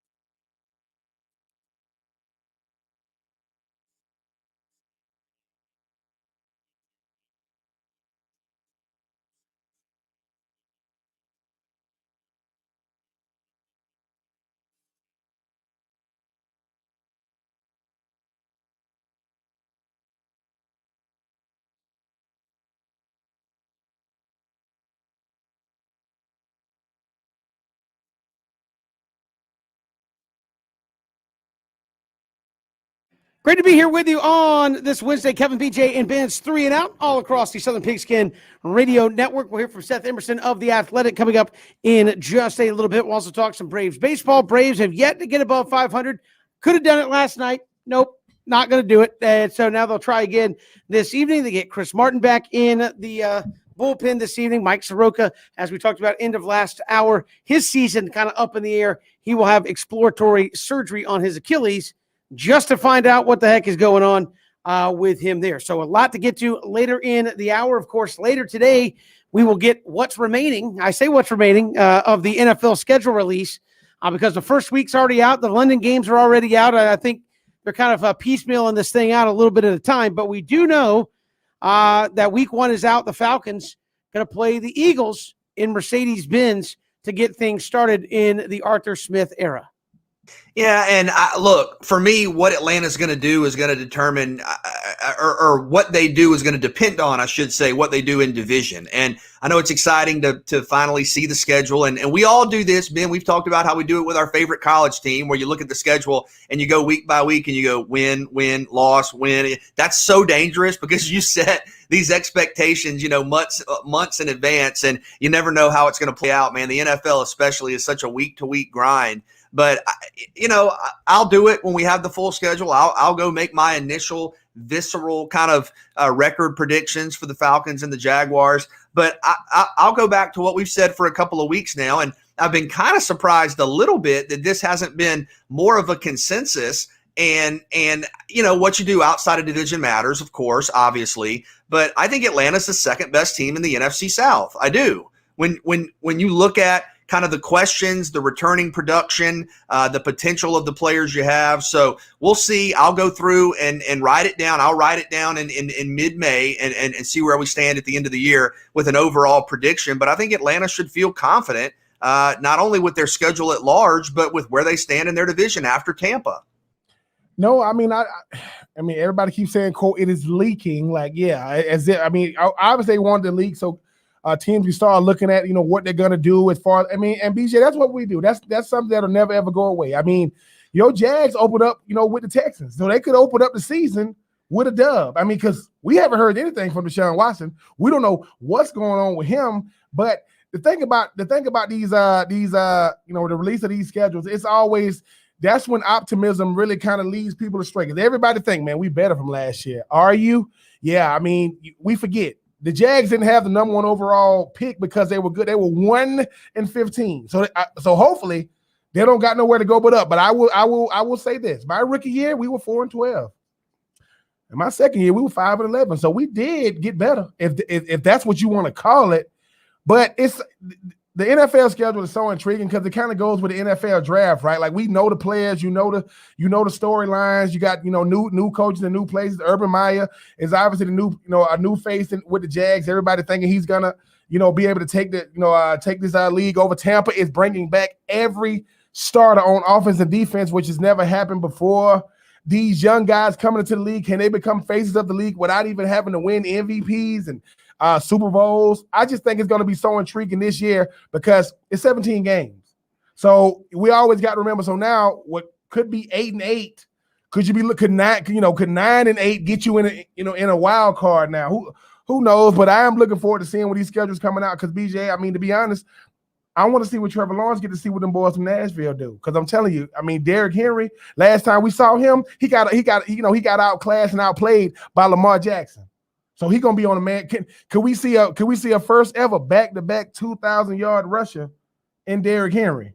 I'm just saying a lot of storylines. I'm looking forward to it, but I'm telling you right now, if Tim Tebow make the team, BJ, and you get a Tim Tebow number 15 jersey, and we're gonna fight because you're gonna be trying to throw it in my face that I wasn't good enough from Urban Meyer. No, I'm not getting a jersey. I want to ask you this because we were joking about it, and when the college schedules came out, right, where it's win, loss. When you're in the NFL and you get the schedule, when you're a player on a team, be honest, do you look at it and go, "Oh yeah, we're going 10-6. Do you look at it and go game by game? Yes, you do, but you're looking at it for one reason though. I mean, this is the crazy part because I mean, I played with the Titans when they had Peyton Manning in his peak.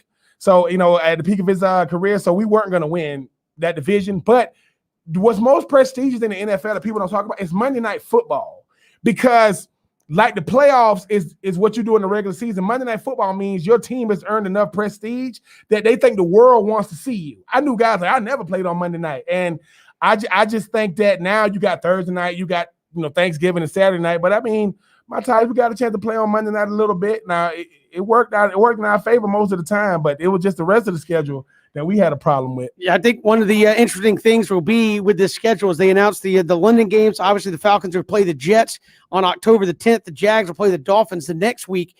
Is now that you have 17 games, obviously that's unbalanced. So we don't know how that's going to fall maybe for the Falcons. If you're a team that gets 8 home games and 9 road games, now maybe you only get 7 home games and 9 road, I guess, however you want it. Technically, you have 8 home games if you're in London, but the London game will count as one of the Falcons' home games. So you could have as few as 7 home games in a 17-game schedule for Atlanta here. And that's an interesting development when you possibly project out wins and losses. And Ben, I don't know how much home field advantage matters in the pros compared to in college, where I think like when you're playing a night game in the Swamp in Gainesville, what do they say sometimes? That's worth like 4 or 5 points, potentially when you put the line together. I don't know how that applies in the NFL, but I do think that's an interesting observation, Kevin, when you talk about one of your home games. It is a home game, but again, it's not, at home where you are. That's interesting. And you do wonder if you don't, make the playoffs by a game and you lose that game, do you look at it and go, oh, maybe, potentially, maybe, we'd have been in a better position to win if we were at home. I don't know how much that matters in the pros, Ben. Does it?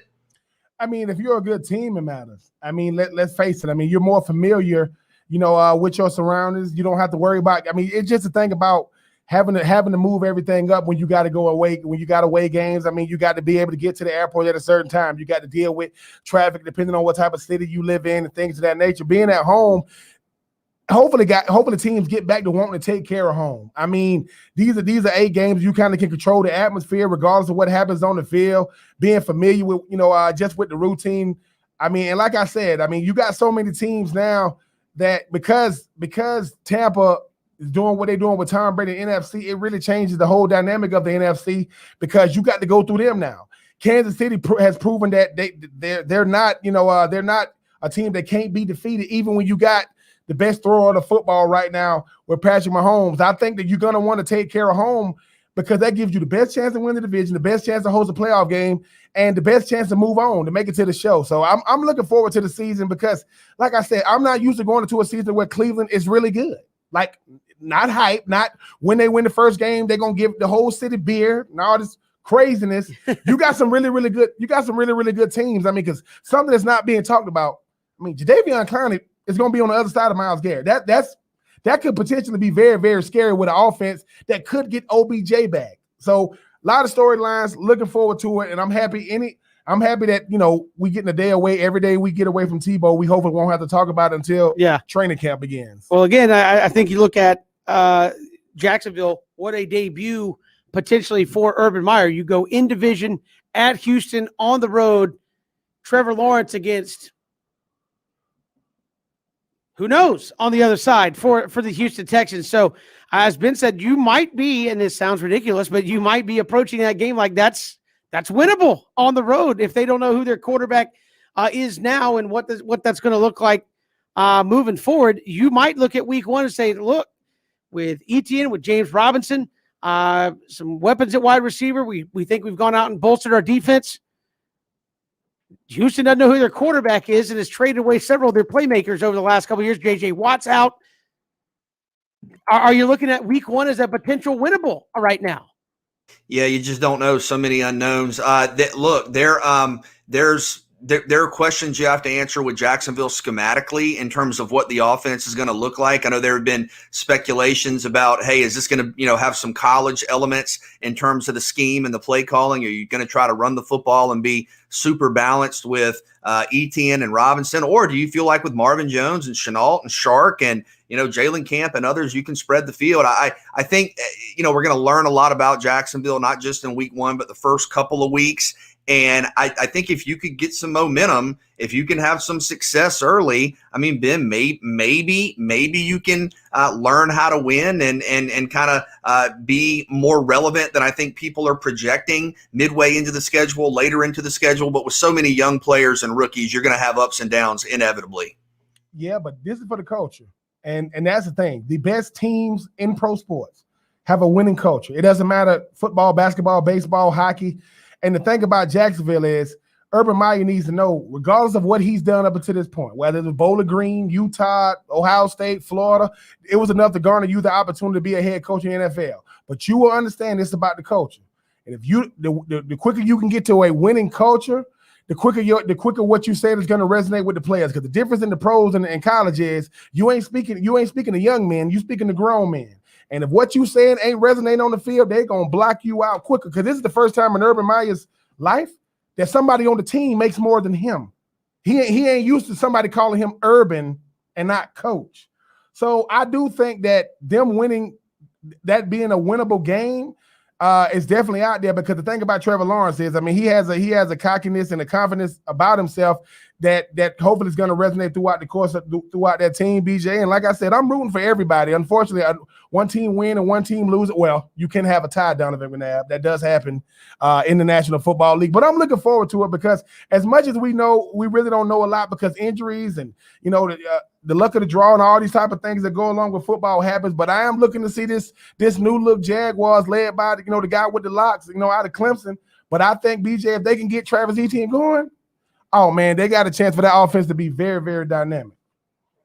Yeah, week 1 against the Texans going to be a lot of fun. Falcons have drawn the Philadelphia Eagles at home in week 1. We'll come back. We'll hear from Seth Emerson of The Athletic, covers the University of Georgia. He put out his State of the Union on the Georgia Bulldogs. We're also asking about name, image, likeness, which obviously caught a lot of news late last week when Brian Kemp signed that piece of legislation into law in Athens last week. He'll join us when we come back. It's 3 and Out on the Southern Pigskin Radio Network.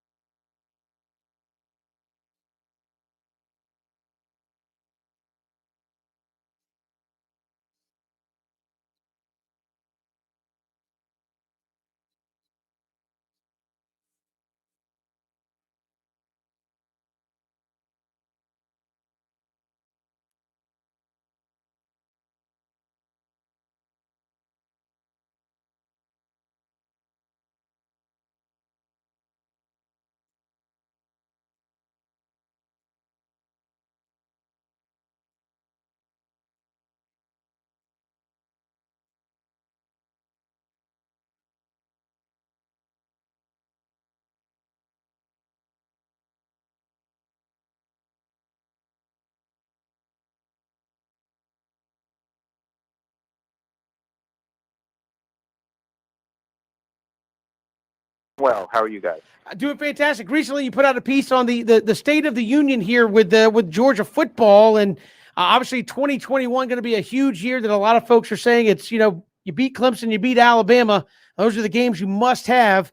Where do you see this program right now, State of the Union for Georgia 2021? The Clemson and Alabama games kind of bookend the Alabama game if it happens. I mean, Georgia needs to get there, and you don't know for sure it'll be Alabama they would face in the SEC championship, but they seem to be what people define as the season. But I think the SEC championship is more of the definition. The Clemson game is going to be something that is going to spark a lot of discussion either way, whether Georgia wins or loses it, but that'll be overblown. Honestly, I mean, Georgia could lose that game and still go on and do everything that everyone wants them to do. Georgia could win that game, and you don't beat Florida, potentially you don't get back to the SEC championship. So the answer to the question is that Georgia's program is still in very good shape. The recruiting has been very good at an elite level. They've produced on the field better than a lot of people realize. They have the second best record in the SEC since Kirby Smart took over, even including his first year. So things are going well, but that's if you take the long view.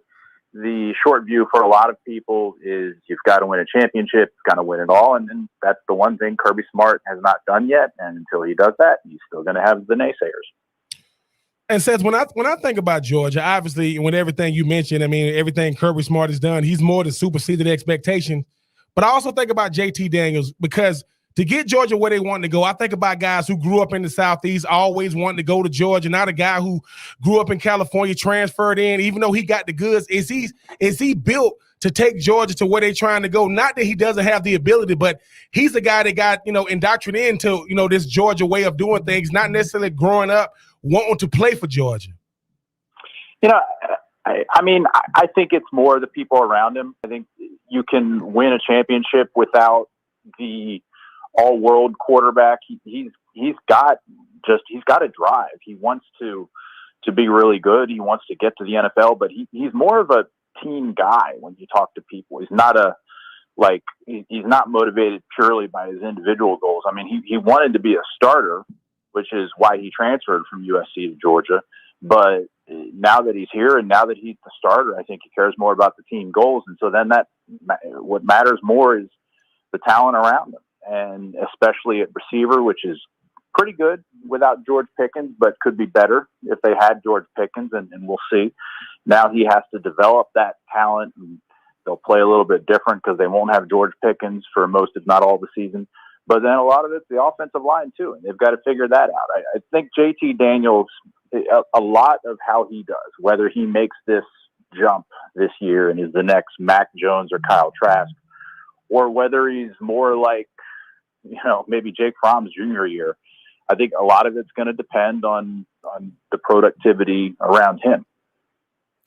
Seth Emerson joining us here on 3 and Out, and we look at the Georgia program as a whole. Is it not necessarily talent? It's not a problem. It's just development at this point, where the kind of the onus lies on this Georgia program. Can you develop it into a championship team?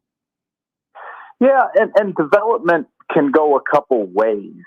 They've developed some players pretty well, especially on defense, with Eric Stokes going from a 3-star, like he was a running back in high school and ended up being a first-round draft pick as a cornerback. They've brought in a lot of guys that have lived up to their expectations, but there's other guys that haven't. I think it's more, number one, attrition, holding on to more of these guys, and just getting it going well at the same time. They had that great mix in 2017 where they had a great defense and an offense that got better, that was good enough. And they had almost the same combination in 2018, but not quite as good a defense, even though the offense was a little bit better. And then 2019, the offense takes a step back. 2020, the offense is getting a little bit better, but still not at the level they wanted because mainly of the quarterback uncertainty. Now going into 2021, you have what should be a really good offense because you have so much coming back, On defense, you've got about half the starters coming back, but you've lost your cornerbacks. So the question is whether the cornerbacks are going to be the thing that gets them this year, the way the receivers was the weak point in 2019 that got them, the way quarterback was the weak point that got them in 2020. It always seems like there's a Georgia something that happens to a team. But if they can get it all kind of going where the weakest spot is still the envy of a lot of programs, and there's the potential for that, then Georgia can do it this year. I mean, with all that being said, obviously, you talk about the offense. Obviously, you're not going to replace George Pickens. I mean, even though you got a plethora of receivers, is Todd Monken ready to really be the guy to really steer this offense? I know he has a lot of players. He got a lot of running backs. You talk about the receiver position. You talk about Darnell Washington emerging as a big-time target at the tight end position. Is Todd Monken ready to take the boatload and say, look, this is what we're going to do, more of a balance? That way he's not really putting it on one guy to lead him to the promised land.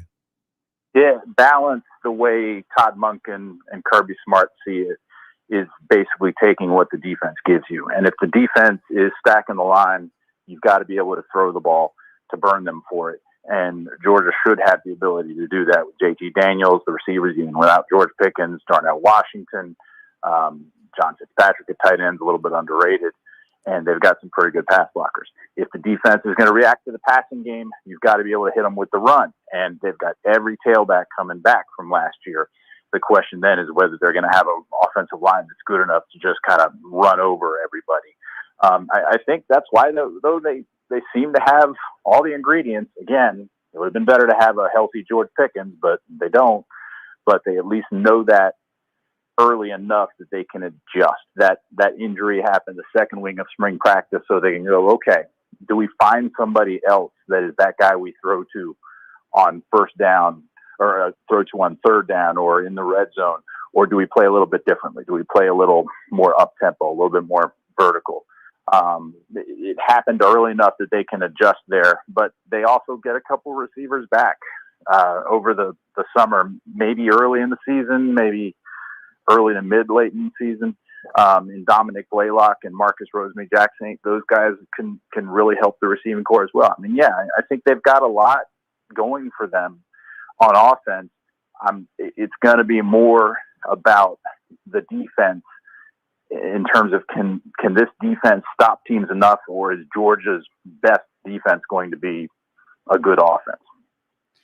Interesting. Seth Emerson of The Athletic joining us here. And you mentioned that defense, obviously in the SEC, a league that prides itself on defense, but we've seen in years past, it's kind of what you said. You don't need to be the best defense in college football, but you need to be very good situationally in college football, especially in big games. Where do you feel Georgia is there in terms of situationally how they've handled themselves? I mean, they're going to be so good against the run. They on paper, they should be really good against the run. They should be really tough on first down, to the point that maybe they will be a little bit vulnerable on first down. If other teams say we're not even going to try and run, we're going to pass on them. We're going to test that inexperience at cornerback. But with Jordan Davis coming back up the middle, they've got some other players on the defensive line that don't get mentioned as much, but who are really good. Inside linebacker Nakobe Dean has got a lot of edge guys. I think they should be really, really good against the run. It's going to come down to how good they are against the pass. And, the fascinating thing is that Georgia had two cornerbacks go in the top 33 of the draft. Eric Stokes was a first-round pick, 29th overall. Tyson Campbell was 33rd. And Georgia still got burned in the passing game by Alabama and Florida, although that was more wheel routes than it was cornerbacks. Even Tennessee, though, made some plays on Georgia's secondary. It just goes to show that the game of college football has changed a lot. So I don't know what that means, honestly. Does that mean that there's really nothing you can do? Or does it mean that Georgia could be burned even more this year in the passing game without those guys at cornerback? That's going to be fascinating to watch. So how fast is it going to come down to this secondary being able to gel? I mean, you talk about that front seven. That's going to be really, really good, led by Jordan Davis, but it's going to be hard to replace Azeez Ojulari. It's going to be, hard to replace, guys like Monty Rice and what they brought to that defense. But can that front seven be good enough to potentially protect that back four? Because teams are gonna definitely try to come at that secondary. Yeah, and they talk about that it's all kind of synchronous, that it's connected. It's not just a one-on-one battle between the receiver and the cornerback. It's how much pressure you can put on the quarterback before he throws the ball, and that gets back to that front seven that's really good. Yeah, they lose Azeez Ojulari and Jermaine Johnson, but they replaced them with Adam Anderson, who, I think he was second on the team in sacks despite not getting that many snaps. They've got some guys, some other edge guys coming through the system. Nolan Smith is another guy who was a 5-star. Those are two guys that were 5-stars, Adam Anderson and Nolan Smith, who they couldn't get on the field very much the last couple of years because of the guys ahead of them. They should be really still good edge rushing. And then the middle of the pocket, Jordan Davis, Devontae Wyatt, Trayvon Walker, guys who are on the edge and in the middle, those guys should also be able to push the pocket. That's what's going to afford them something. Plus, they have some experience in the back end. The two safeties, Christopher Smith and Lewis Seen, have seen a lot of, especially Seen, but Smith got some time last year after Richard LeCounte's injury to play. So and then they bring in Tyke Smith, who will be the starting nickelback. So there's a lot of experience around whoever ends up being the two starting cornerbacks. Seth Emerson covers Georgia for The Athletic. And Seth, before we let you go, I know a lot in this state about name, image, likeness that Governor Kemp signed last week, supposedly going into effect in July. But what does that actually mean without an NCAA ruling over the top of that? Well, without an NCAA ruling or without federal legislation, the law as passed by Georgia will be what Georgia Tech, Georgia Southern, Georgia State will be operating under. It's coming. Unless something crazy happens with the Supreme Court case, the name, image, likeness is coming. And it seems like more states, Tennessee passed its last night. It seems like more states have kind of realized that this is happening. So we better not leave our schools at a disadvantage. We'll see if federal legislation ends up superseding the specifics of Georgia and Florida and Tennessee and Alabama's wording on the laws. But and the NCAA is kind of called uncle for the moment. They're not even trying to pass their own legislation. They're kind of waiting for the feds for Congress to do something. But as we sit here right now, JT Daniels, Zamir White, and company, they can start making money off their name, image, and likeness as of July 1st. And there's no question of eligibility getting called into form as soon as that happens? Nope.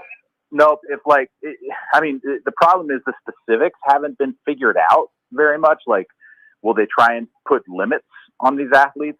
Can you try and put limits? Because the law has been worded so broadly that the interpretation of it is kind of a mess.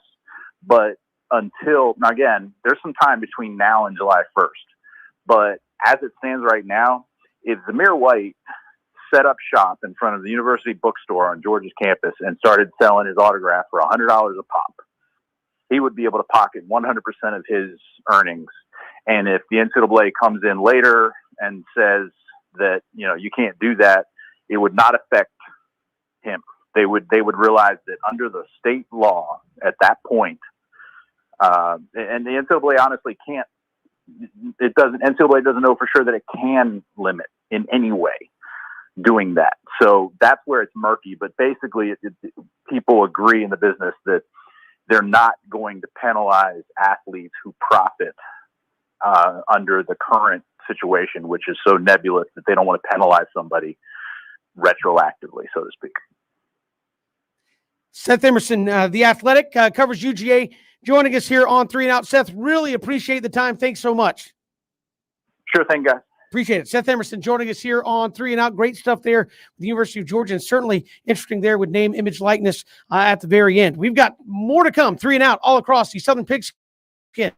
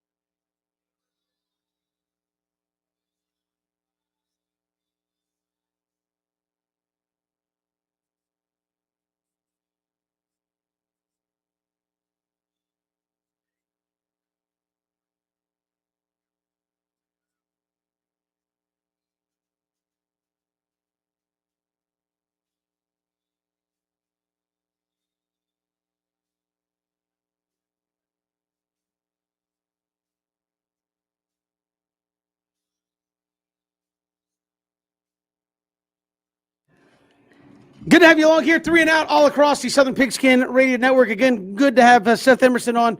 Great stuff there about Georgia and, of course, name, image, likeness. We'll see what the NCAA has to say. But again, Ben, I know we were talking with him, very revelatory. He said, look, as of right now, the NCAA hasn't said anything. So if that doesn't change, July 1, JT Daniels wants to start selling autographs, go ahead. It's the law. So I'm very interesting to see what happens come July 1 if the NCAA is indeed not said anything by that point. Well, this is what happens when the NCAA didn't get to construct the rules, and this is the first time the NCAA on the outside looking in, and they can't control how fast this is moving. I mean, it don't even seem like we're a year from the governor of I think California signing the first one in on LeBron James show, and then you look at how fast it moved because college football. I mean, take nothing away from the other states. College football runs the Southeast. So you talk about the Carolinas, Georgia, Florida, Tennessee, Alabama, Mississippi, Louisiana. They tried to jump on these things. And I think what's happening, Kevin, NCAA, how can we pose penalties when we don't know? We don't really know. Or what if school A in Georgia says you can't do this, and school B is letting student athletes go crazy? I think they kind of want to wait to see what they can and can't do, because I'm sorry, but the NCAA commissioner is real similar to the commissioner in MLB. They need all the good publicity they can get. So I think now, look, got to hit the layups, right, BJ? They're giving you a layup, and July 1st is going to be crazy. Not as crazy as people think, but, I mean, you don't think JT Daniels' family reaching out to some, and that's another thing. No one said how they're going to do it. Can they get representation? It's just a lot of unknown with this, but, I mean, Seth Emerson saying, look, July 1st, they can start making some cheese. And BJ, like I said, speaking from a late 30s-year-old, saying it could get crazy, but I think a good crazy for these young men or these student athletes to go out there and start benefiting from their name and image likeness sooner rather than later. Yeah, it's a positive development, and it's a step in the right direction. It'll be interesting to see, like you guys were talking about, and like we've speculated about for months, years even, Kevin. I mean, how it all comes together, what the final picture of this amateurism as it pertains to name, image, likeness kind of situation looks like. Still some questions left to be answered, and what the NCAA is going to do or how they're going to respond, I don't know. You haven't gotten a lot of clarity from them, but yes, moving in the right direction, and it's on the horizon. And again, as Seth Emerson said, if the NCAA says nothing, or they're waiting for Congress to act or something, if nothing is enacted, then July 1, it's fine. They can go ahead and do it. And he said he doesn't believe they would retroactively put any penalties on there because at the time, it was perfectly set up by state law for them to go ahead and do that. So July 1 could get very interesting, and that's about 45 days away, give or take a little bit more than that, but going to be very interesting to see what happens come then if you don't have anything from the NCAA kind of putting an overarching cap limit, whatever kind of ruling they want to on it. Because, again, Ben, the other thing involved in this is Georgia's July 1, Alabama, Mississippi, Florida, a couple other states in the South. California's 2022. A couple other states are September. So you don't think if California doesn't allow their student athletes to do anything till 2022, and all of a sudden Georgia, all the kids in the SEC are not all of them, but the ones that have the ability to do it are out there making extra scratch off themselves. Wow. I think that's going to turn some tables as well in a big, big way. I hope it does. I really, really hope it does, because the whole thing about it is you can't try to do the right thing, but then you try to set the timeline. You don't get to set the timeline. It's time right now. I mean, let's face it. Amateurism had its time. I mean, it really, really has. I mean, when you start talking about what the NCAA was when it first came about compared to what it is now, I mean, when I'm blessed enough to go into the Florida Georgia Hall of Fame, I'm sitting next to Jeremy Foley, and he said when he first became the athletic director of Florida, I mean, the operating budget was like 60 million, 70 million, something like that. Now it's well over that when you talk about how much money. And let's face it, amateurism superseded expectations. Usually the people that write stuff aren't the people that actually execute these things. They want to keep things in order. If I'm in California and I'm going to Fresno State, Cal, Berkeley, USC, UCLA, San Diego State, San Jose State, and I'm watching these other players, my fellow brethren and sisters out there making money, I got a big problem with that, especially when you look at the fact that I'm in a state to where, I mean, isn't California one of the biggest economies in the world?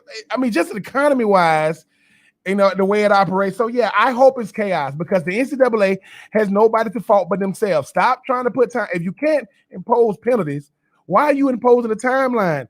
Let them start. And like Seth said, JC Daniels can sit outside, UGA and set up an autograph booth for $100 a pop. These young people are not going to be set for life. They're not going to go buy real estate. It's going to be fine. But you know how it is, Kevin? Kevin, you coach Little League Baseball. Just imagine if your little leaguers can do something other little leaguers can't. It's going to be chaos. Why can't they? I'm telling you, at the end of the day, we're petty.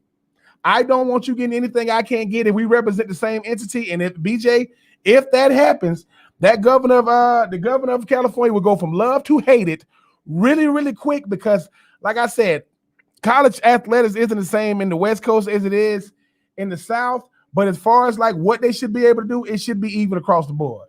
Well, and the NCAA could have gotten in front of this a long time ago. That did not happen. And now you do have, like you've referenced, and we've talked about a number of different times, and Kevin's point's a good one. You do have kind of different starting points for when this is going to occur. And at some point, I think you are going to have some sort of stance, some sort of kind of cohesive answer from the NCAA about kind of what the future of amateurism is. Yeah, and again, that's going to be interesting to see how this comes about if there's nothing said between now and July 1. I imagine if you're the NCAA, if you don't say anything between now and July 1, it could be utter chaos come July 1 in a lot of these states as well. We've got more to come here on 3 and Out on this Wednesday all across the Southern Pigskin Radio Network as we count you down towards Braves and Blue Jays Game 2 coming up later tonight.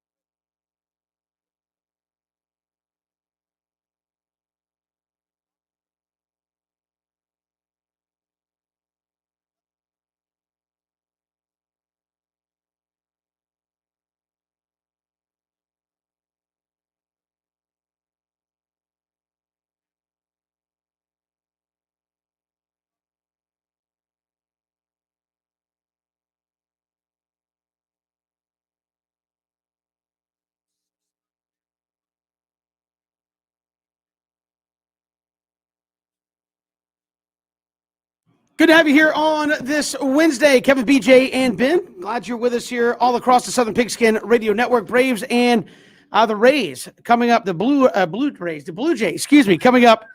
Well, the Blue Jays play in Florida now, so I mean I get confused. But no, the Blue Jays back at it tonight. Braves have not had a lot of success against them thus far this season, but we see Max Fried back out there tonight against Hyun-Jin Ryu. We'll have Chris Martin back in the bullpen. Braves added him to the roster today, so that's good news. Bad news, Mike Soroka to undergo exploratory surgery on his Achilles just to find out what's going on. Said it doesn't feel right even just walking around as part of his rehab, so they're going to do some exploratory surgery just to even find out what's going on. That's obviously not good, and no timetable for when he will be back. But needless to say, it'd be nice for the Braves to punch one through against the Jays tonight, considering they have not really been able to do that so far. It starts on the mound with Max Fried. And, Max was really good last time out. He looked like his old self, kind of the expectations that we had for him entering the year. And really, I think that's what we're talking about with the Atlanta Braves is starting pitching and bullpen play. Offensively, I know you've had some ups and downs. The averages probably not for some guys where you thought they would be. But Kevin, remember maybe a couple of days ago, a week ago or so, we said the Braves were last in the majors in ERA. They've improved that some. I mean, it's not great. The team ERA is 4.55, which is 24th in Major League Baseball. The problem is it is last by a wide margin in the NL East. So you obviously in baseball are measured against your peers, right? You're competing against the Mets, the Phillies, the Nationals, and the Marlins directly for the postseason, for the playoffs. And they have been, all of them, much better than you pitching, including the Mets, who have one of the best staffs in baseball. So I don't think necessarily it's fair to even be critical of the Braves ERA kind of macro as it pertains to all of baseball. You have to look at it as it pertains to the rest of the NL East. And quite frankly, it's not been good enough, and it really hasn't been close. So you got to get considerably better. And I think that starts on the mound with your starting pitchers. Got to have that confidence booster. I mean, you got to have that kind of like that momentum swing. I know Max Fried is a guy that, I mean, it hasn't gone, really well for him this year. But you got to play. You got to pitch your way out of these slumps. Excuse me. And I think sometimes when you talk about this Braves team, you just don't know what to put. You can't really put your finger on what the problem is because it's something different every night. I mean, and you start saying to yourself, you're trying to get guys in and out of the lineup. I understand. Kevin Snit, to me, he's earning his money this year. I know he got the contract extension before the season, well deserved. But I just think that what's happening with this team is sometimes when you had as much success as the Braves have, coming off what 4 outs away from making it to the World Series or something like that, you start thinking, hey man, we're gonna be all right. No, each year is its own chapter. You don't get a chance to just turn it on and turn it off. And I'm not saying that's what they're doing, but they're gonna have to decide as a team, as a unit. It can't be like this. I mean, seasons are long in baseball regardless, but when you having seasons like this, they're even longer. I know the news about Mike Soroka is not something nobody wanted to hear separate, especially in that, in that organization, but Mike Soroka hasn't been there all year. So, I mean, you've been dealing with this without him all year. Max Fried got to go out there and be the guy because Bryce Wilson, he did his thing last night. And once again, when they go to that bullpen, it gets ugly in a hurry, and unfortunately tonight, even with adding Chris Martin, he only could do so much. I just think this Braves team got to decide, look, man, we're better than this. We got to start proving it because, like I said, Kevin, I know it's to make it to the All-Star break, but making it to what? To make it to the All-Star break, Ronald Acuna win the home run derby, and they come out of that thing saying, man, we got it. So I do think this division is going to come down to the wire, but I think the Braves need to start getting some momentum, which, as you mentioned, haven't been 500 all year. Yeah, haven't been above 500 all year. Had a chance to do it last night. Came up a little bit short, so haven't been above 500. They were at 500 going into last night. But I do think for all the stats that BJ threw out there, ERA is bad, and nobody except for Acuna and Austin Riley in the starting 9 are hitting over 230. Through it all, you're 3 games out, playing horrendous baseball, not close to your best, and underachieving in every way. That would tell me you're still pretty darn good, even though you haven't been playing up to par. You're 1 game under 500, 3 games out. Who else is 3 games out? Oh, that would be the Dodgers, who are the hands-on, hey, nobody can beat them. They're the best team that money could buy baseball club. They're 3 games out. The Padres went out and spent buku money. Oh, man, they're going to dominate. They're 2 games out of their division. So there's a lot going on right now in baseball. I think the fact that the Braves have played poorly and are still in it means there's some upside coming. When is it going to hit? Who knows? But I think you're seeing some signs from Freddie Freeman, Marcell Ozuna, and others that some of that batting average stuff will start going the other direction. Pitching wise, AJ Minter gave it up last night. I saw the stat, and this is always what bugs me about managing by the numbers, so to speak. AJ Minter has pitched in more games so far than all but 2 guys in the National League. So you got to expect something like what happened last night could happen when you're running him out there almost every single night. So we'll see if it turns around in the Braves' favor when you get Chris Martin in there, some other options to your bullpen. And again, haven't played their best consistent baseball, and they're only 3 games out of first place. Appreciate Seth Emerson joining us here on the show. Ben Hartsock back in hour number 1. Anthony Trace, PFF, joined us in hour number 2. Braves and Jays coming up a little bit later tonight. We'll have Braves and Jays tomorrow starting at 11:05. First pitch 12:20 to wrap up their series, and we'll see you after Braves baseball tomorrow afternoon here on 3 and Out, all across the Southern Pigskin Radio Network, streaming live, ESPNCoastal.com.